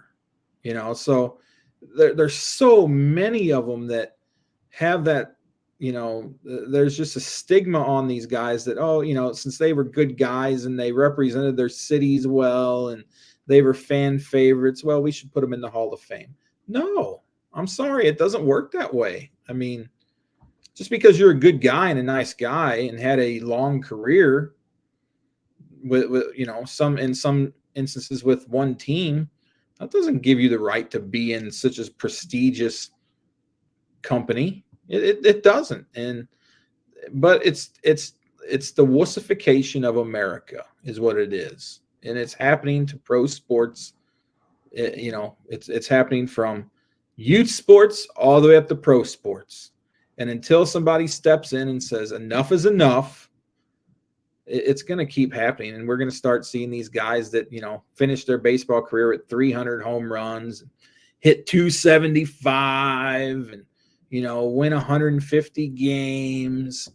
And, but they won a World Series as a closer and the fans love them because they can play the guitar and sing music.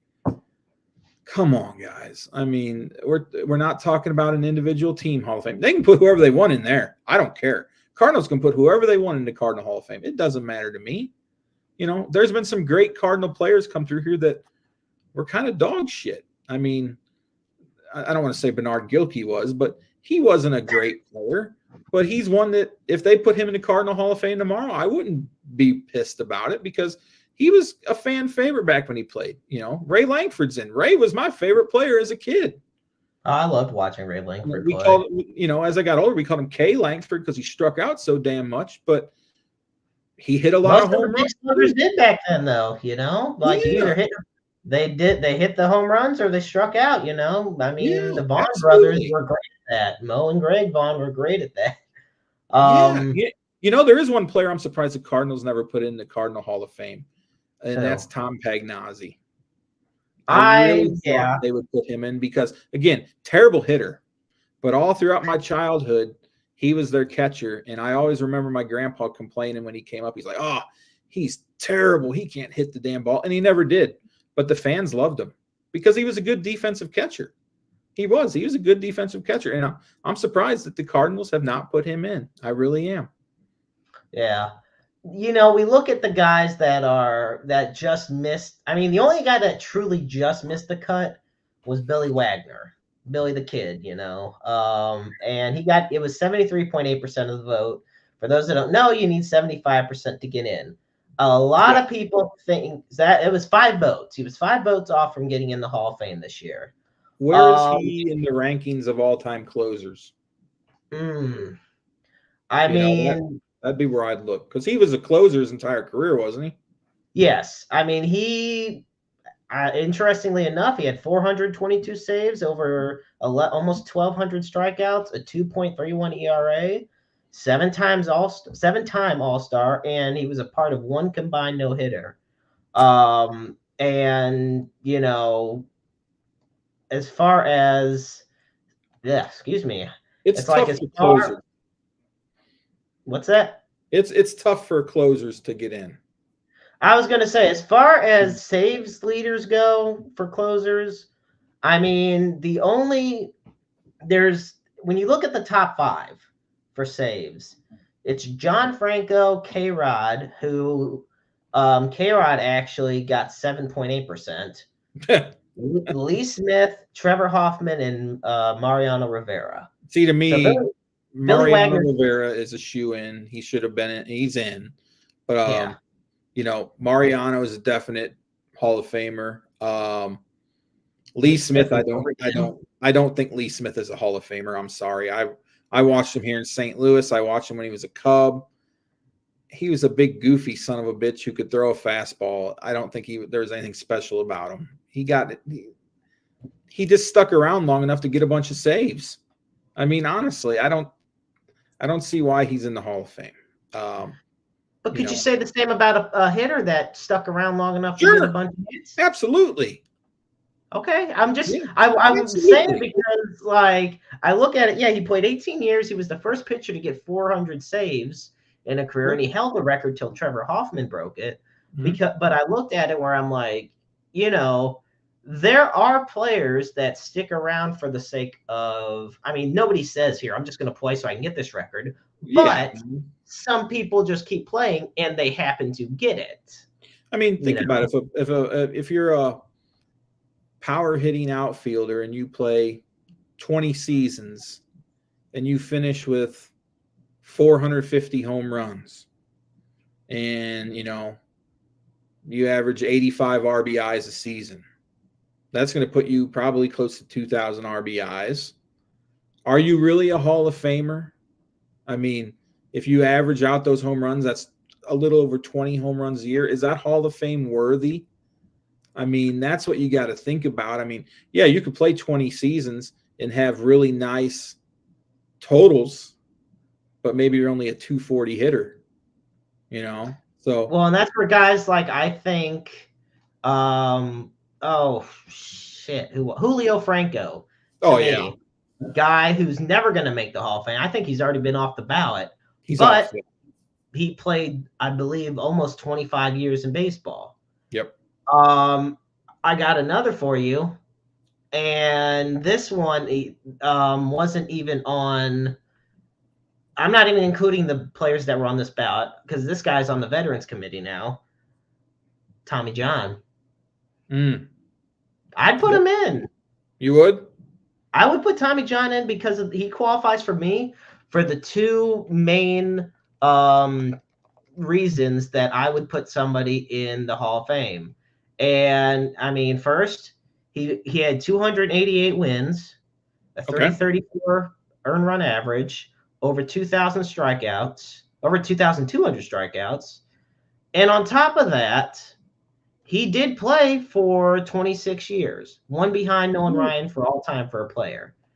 And of course, we all know now that's where the stats come in. And it goes without saying the impact of the game. To recover from the successful arm surgery that's now bears his name, to me, he qualifies. Now, he's 80 years old, so I hope to God that he gets in while he's still living. But I do believe that Tommy John deserves to be in the Baseball Hall of Fame. I don't know, man. He fits a couple of the categories. The strikeouts and the wins, but 26 years. I mean, that's roughly over 13, 14 wins a season, maybe, give or take. My math sucks, but I'd have to look at his individual seasons to see how many. Like, there's 11 wins a season, but then you got to take into account how many. I mean, I don't know, man. I just had a guy on the tip of my tongue who I was thinking about as a Hall of Fame. Oh, what about Dale Murphy? He averaged 13. Dale Murphy's another one. Tim Raines, a lot of people. Harold Baines. Isn't Rock Raines in? I thought Tim Raines got in. Tim Raines. Tim Raines did get in. At first I thought you were talking about guys that didn't get in. Dale Murphy hasn't got in though. I don't believe. Or that has gotten in. My mistake. Yeah, Tim Raines has gotten in, but no, Dale Murphy has not. I mean, Dale Murphy was a pretty good player for the Braves for a long time. Dale Murphy was a great consistent player for the Braves for a long time. The only thing that's going to help, the only thing that really helps Holiday, I think, is the fact Fred McGriff got in. And that kind of played into Todd Helton getting into, I think. I think McGriff getting in did help a lot for them. Which McGriff was a good player. He was. Probably one of the greatest nicknames, too. I love Crime Dog, baby. Yeah, Crime Dog. I love it. So I look at the guys that are left. Obviously there's a shit ton of players that are still on the ballot. You already said you wouldn't even sniff putting Andrew Jones in the Hall of Fame. Now, he got 61%. I don't think so. Yeah, I don't think I'd touch Jones. There's 3 guys on here that, okay, well, first off, would you put Andy Pettitte in the Hall of Fame? Yes. He got 13.5% of the vote. And his whole thing is steroids. Same with A-Rod. A-Rod only got 34% of the 0.8% of the votes. That's just, people. Ultron got 57%. People have a short mind span or short memory. A-Rod was so good in Seattle, good in Texas. I truly believe A-Rod didn't start any of the steroids, HGH, till he was in New York. I firmly believe that. Even so, I'd put him in. Steroids can't help you swing the bat. They can help you hit the ball harder. But as far as like seeing the ball, steroids aren't going to help that. No. And that dude was a great hitter. I don't know what his lifetime average is, but I'm sure it's 300 or close, I would think. A-Rod hit, if I remember correctly, well, I have it here. He hit a career 295. There you go. 3,000 hits, almost 700 home runs, over 2,000 RBIs. That's a top 22 years. And you talk about the 2 different eras.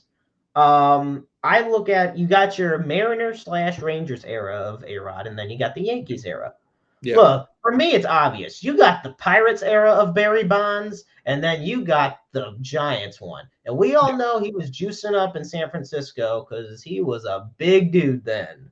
His head blew up. Look at his head blew up. His belly blew up. His belly blew up worse than mine's blowing up, and I don't even take steroids. He lost all his speed. He couldn't hardly play the outfield. He couldn't hardly throw a ball because his shoulders were so big. He would have been great in the AL because he would be just a DH the whole time. If you look at A-Rod, you don't see you see some change. Obviously, as he got older, he got a little bit bigger. But you don't see the massive Barry Bonds was like a totally different human being. If you put a picture of him next to each other from Pittsburgh and Frisco, they don't even hardly look alike.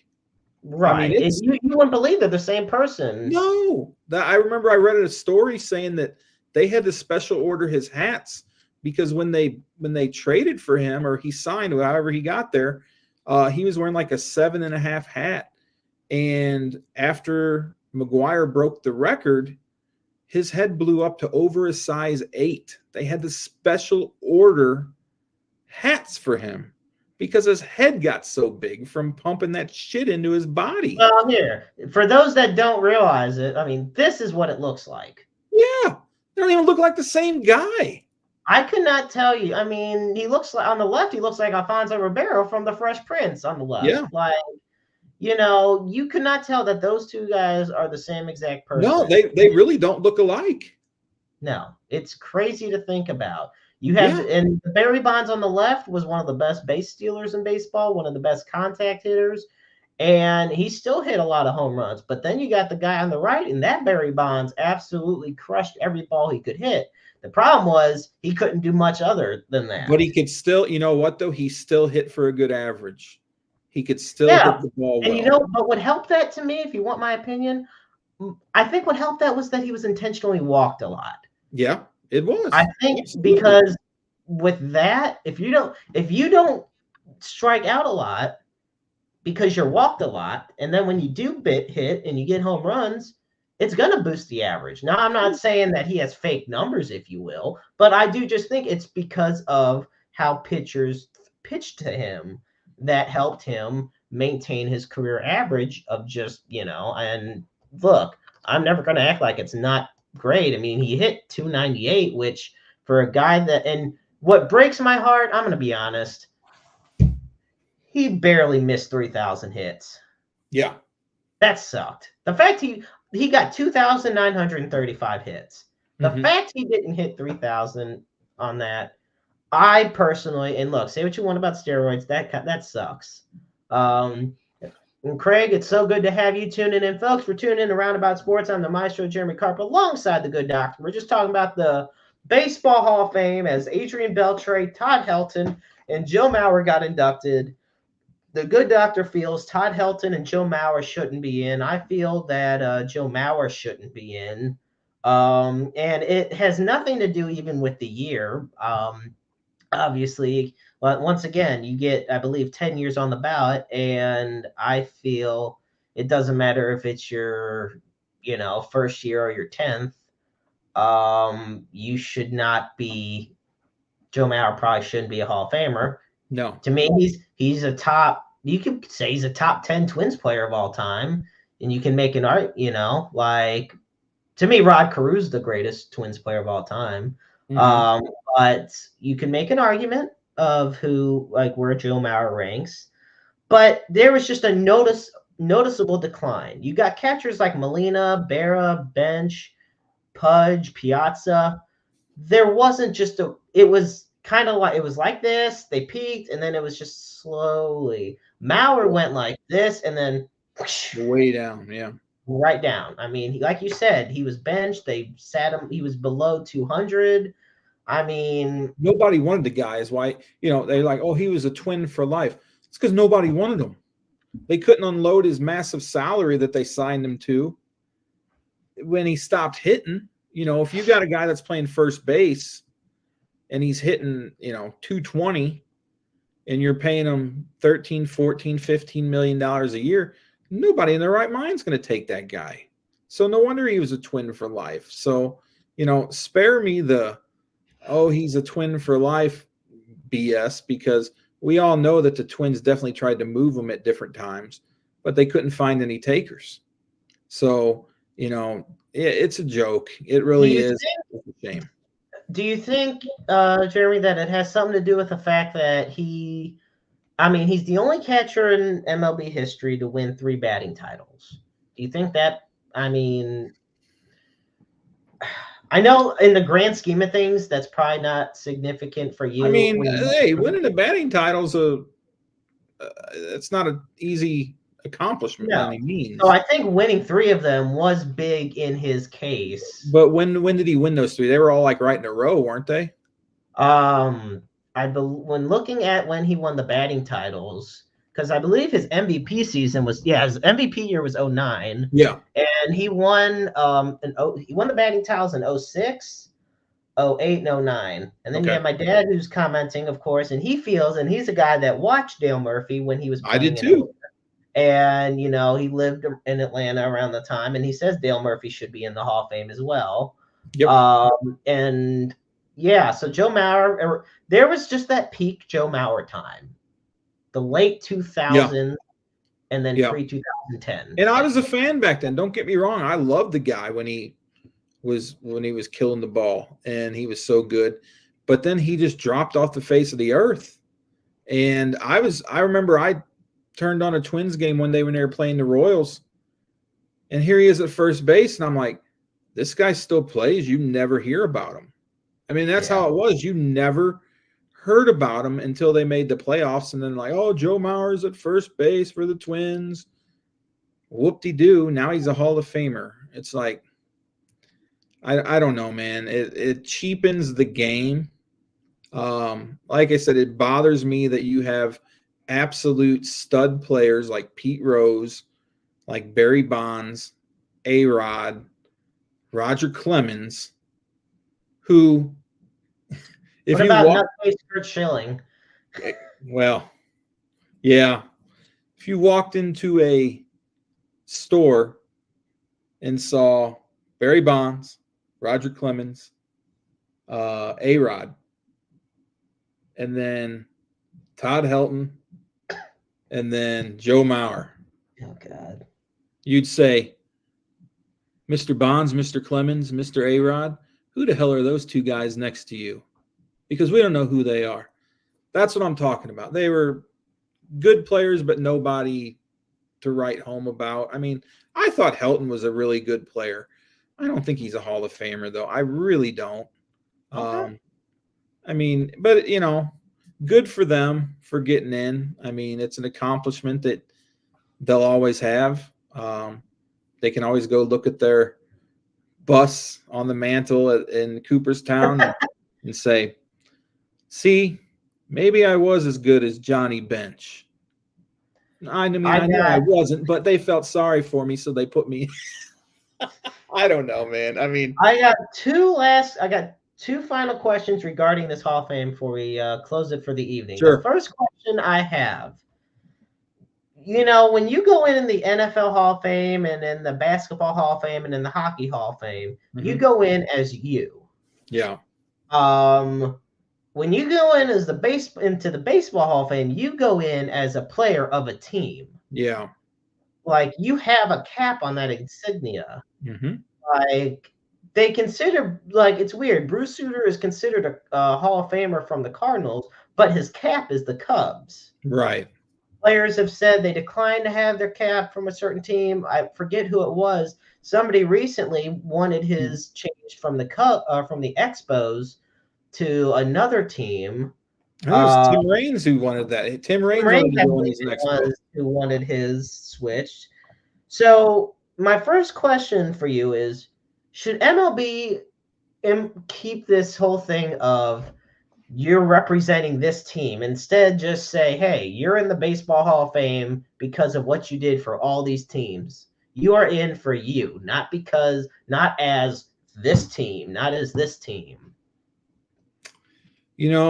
I can see it going either way. Part of me says yes, because that's an award for the individual.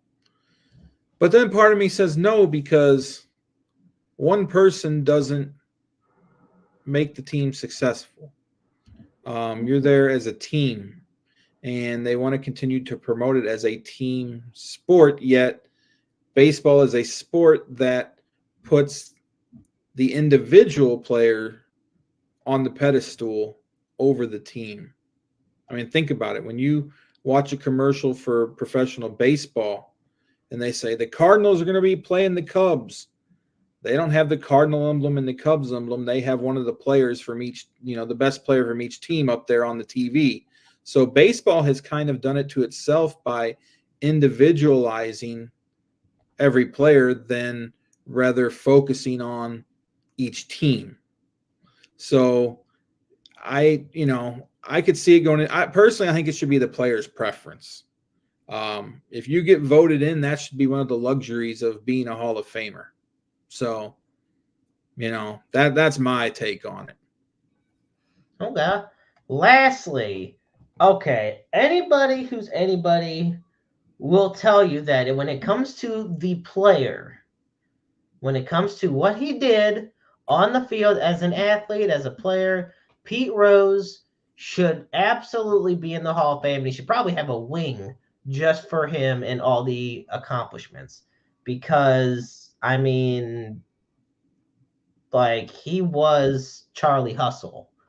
Now, we know about the gambling.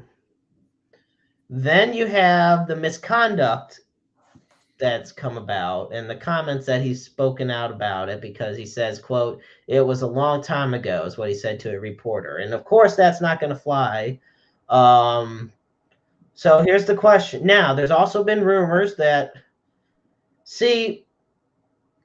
in an interesting twist, the banishment from baseball expires when you pass away. Technically, Joe Jackson can be in the Hall of Fame anytime now. They just haven't put him in. Right.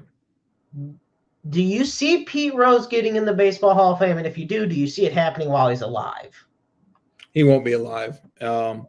He has not helped himself. If he would have kept his mouth shut, he'd be in. I love Pete. I've met him a couple times. And I will tell you, Pete is not doing very well right now. He's slowly going downhill. I don't know exactly how old he is. I guess he's probably in his 80s, maybe late 70s. I don't know. But Pete Rose is he's 82 years old. I know his health is on the decline. That's why you don't see, if you pay attention to baseball, Pete Rose is one of the more common autographs you can find, because he would sign anything and everything. He'd sign your mom's ass if you asked him to. I'm sure he would. But he's going downhill. So I think you'll very possibly see him get in the Hall of Fame, after he passes, which is a shame. To me, it's what you do on the field.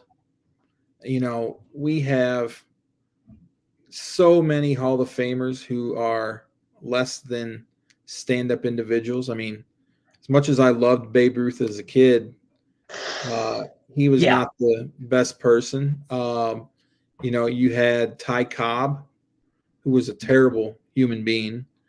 There's so many. That's why, I think part of Barry Bonds' issue is he's a jerk.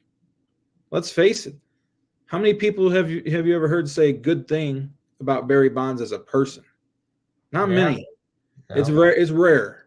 I mean, he's just not a nice guy. But not being a nice guy shouldn't keep you out of the Hall of Fame.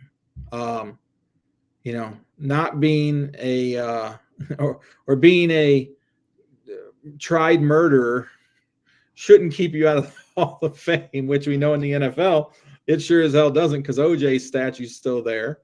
I'm surprised. Okay, quick side note before we continue this. I am actually absolutely surprised OJ Simpson is still in the Pro Football Hall of Fame. Why? He was a Hall of Fame player. No, he was. He was a fantastic. He's one of the greatest players of all time. And I will never take that away from him. Mm-hmm. I'm not surprised because of, how should I put it? I'm surprised because of everything that's happened off the field. In a society that we live in, I'm surprised NFL hasn't been pushed to be like, hey, having OJ Simpson in isn't good for the image of the league, so let's take him out.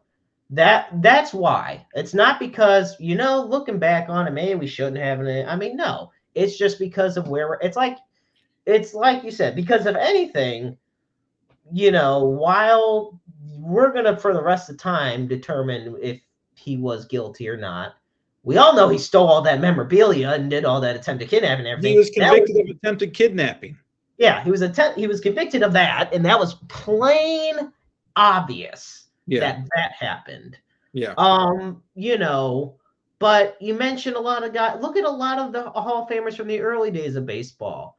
That were racist biggets, man. There's so many racist bigots in baseball. Bigots left and right. I mean, guys that would realize Jackie Robinson's calves open. I mean, my favorite player of all time is Mickey Mantle, and we all know the issues Mickey had. Yeah. Mickey, in fact, if Mickey wouldn't have been an alcoholic, he would, without a doubt, he'd have the best numbers of any player ever. He would have. I mean, the fact that dude could go out hungover with broken ribs and still hit home runs and play the outfield, the dude was just unreal.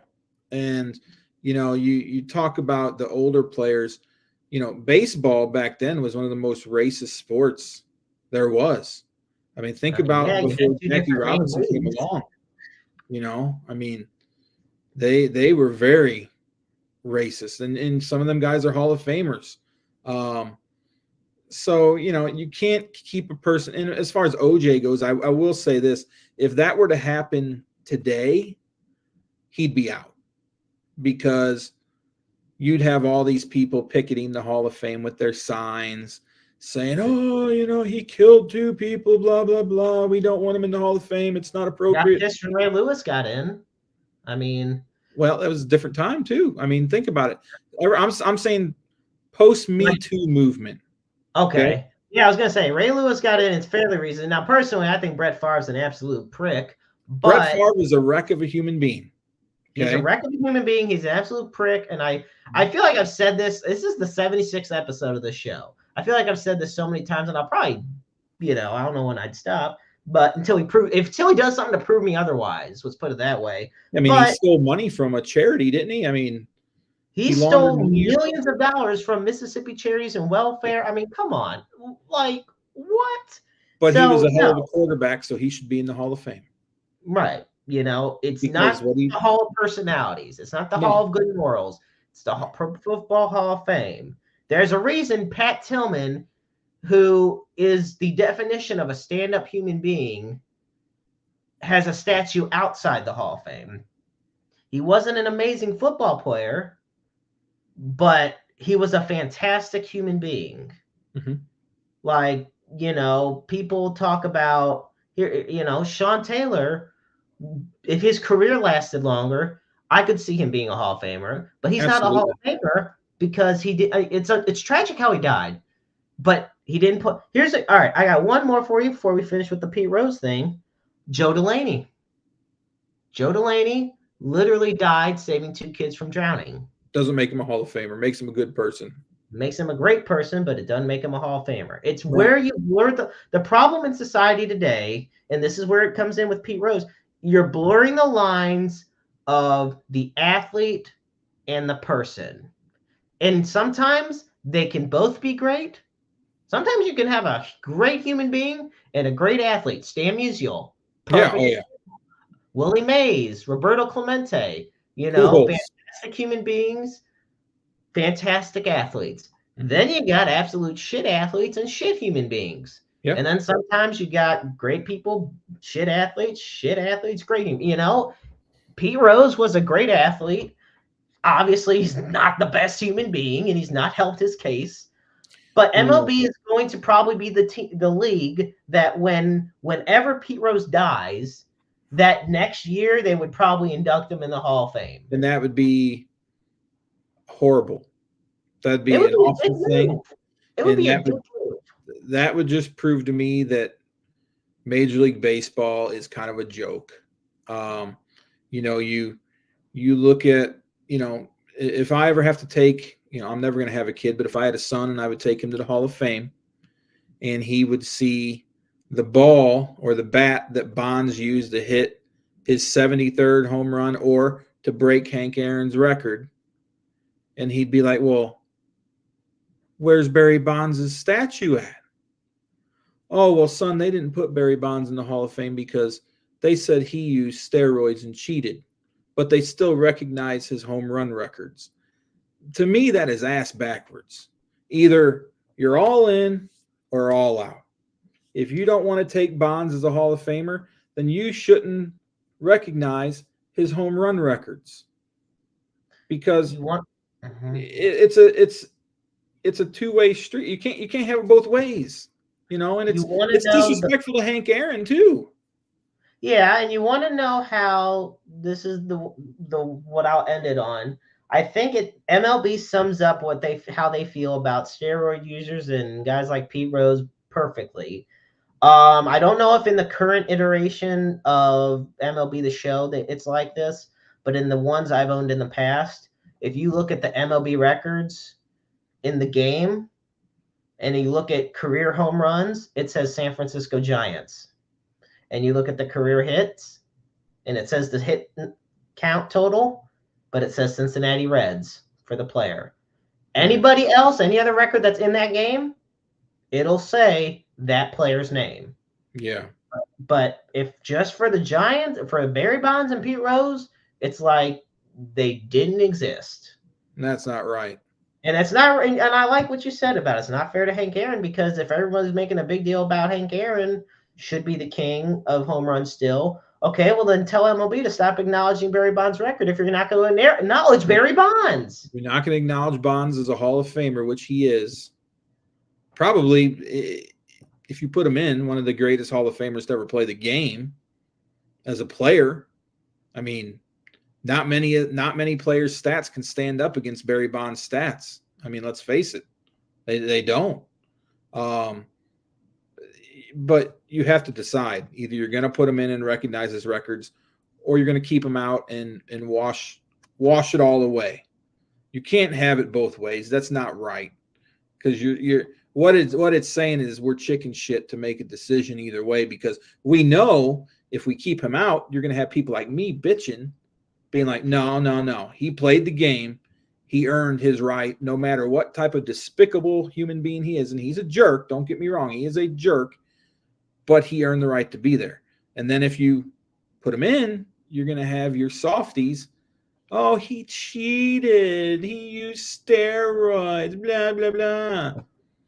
You know, so they're in a tough spot, but they need to grow a set and pick. I'd respect them a hell of a lot more if they just make a choice. I don't care which side it is. Just make a choice, you know? I agree. So we'll see how it goes. Well, folks, it's been an amazing evening. And as we close up the show this week on Roundabout Sports, I want to say you can find Jeremy Housewright's book, For the Love of the Show, Pro Wrestling Fans Tell Their Stories. You can find it on Amazon.com and BarnesandNoble.com.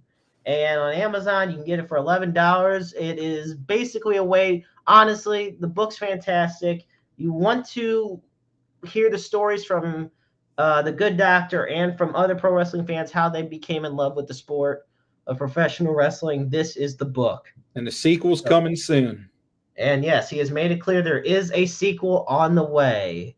And of course, folks, you know, be sure to find us on Spotify, on Breaker, on Apple Podcasts, on Google Podcasts. You can find anywhere you find a podcast. And, you know, if you want to advertise with us on Interstate 70 Sports Media, whether it be on our Facebook, our Twitter, or on our website at interstate70sports.media, be sure to let us know. Folks, and of course, we have the NAMI helpline that we always put on. It's at 1-800-950-NAMI. It is the National Alliance on Mental Illness, the nation's largest grassroots mental health organization dedicated to building better lives for those who struggle. And of course, we have the Suicide and Crisis Lifeline. And for that, we dial 988. Know that the line is open 24/7, 365, 366 on leap years. Understand that you're never alone in this world. There is always somebody out there who loves you and cares about you. And we all go through our struggles. There's no secret about that. None of us are perfect in any way, shape, or form. Just understand that the roads that you're traveling on shouldn't be traveled alone. And there's always a platform and an availability for you to reach out. And you're just a phone call or an email or a text away. And you could also be that person to be the perfect listening ears for somebody else. I want to thank the Good Doctor, Dr. Jeremy Housewright. You could see his amazing work with ReviewSTL.com in partnership with Interstate70sports.media. And be sure to check out tomorrow night his interview with Nia Jax. Also tomorrow night, we will have the newest episode of Issues with Wrestling with Christopher Miles and Jared Shannon as they preview the upcoming Royal Rumble this Saturday night. So for the Good Doctor JM, I'm the Maestro Jeremy Karp. Thank you so much for tuning in. And remember, life is a book full of empty pages just waiting to be written in. Make your lives worth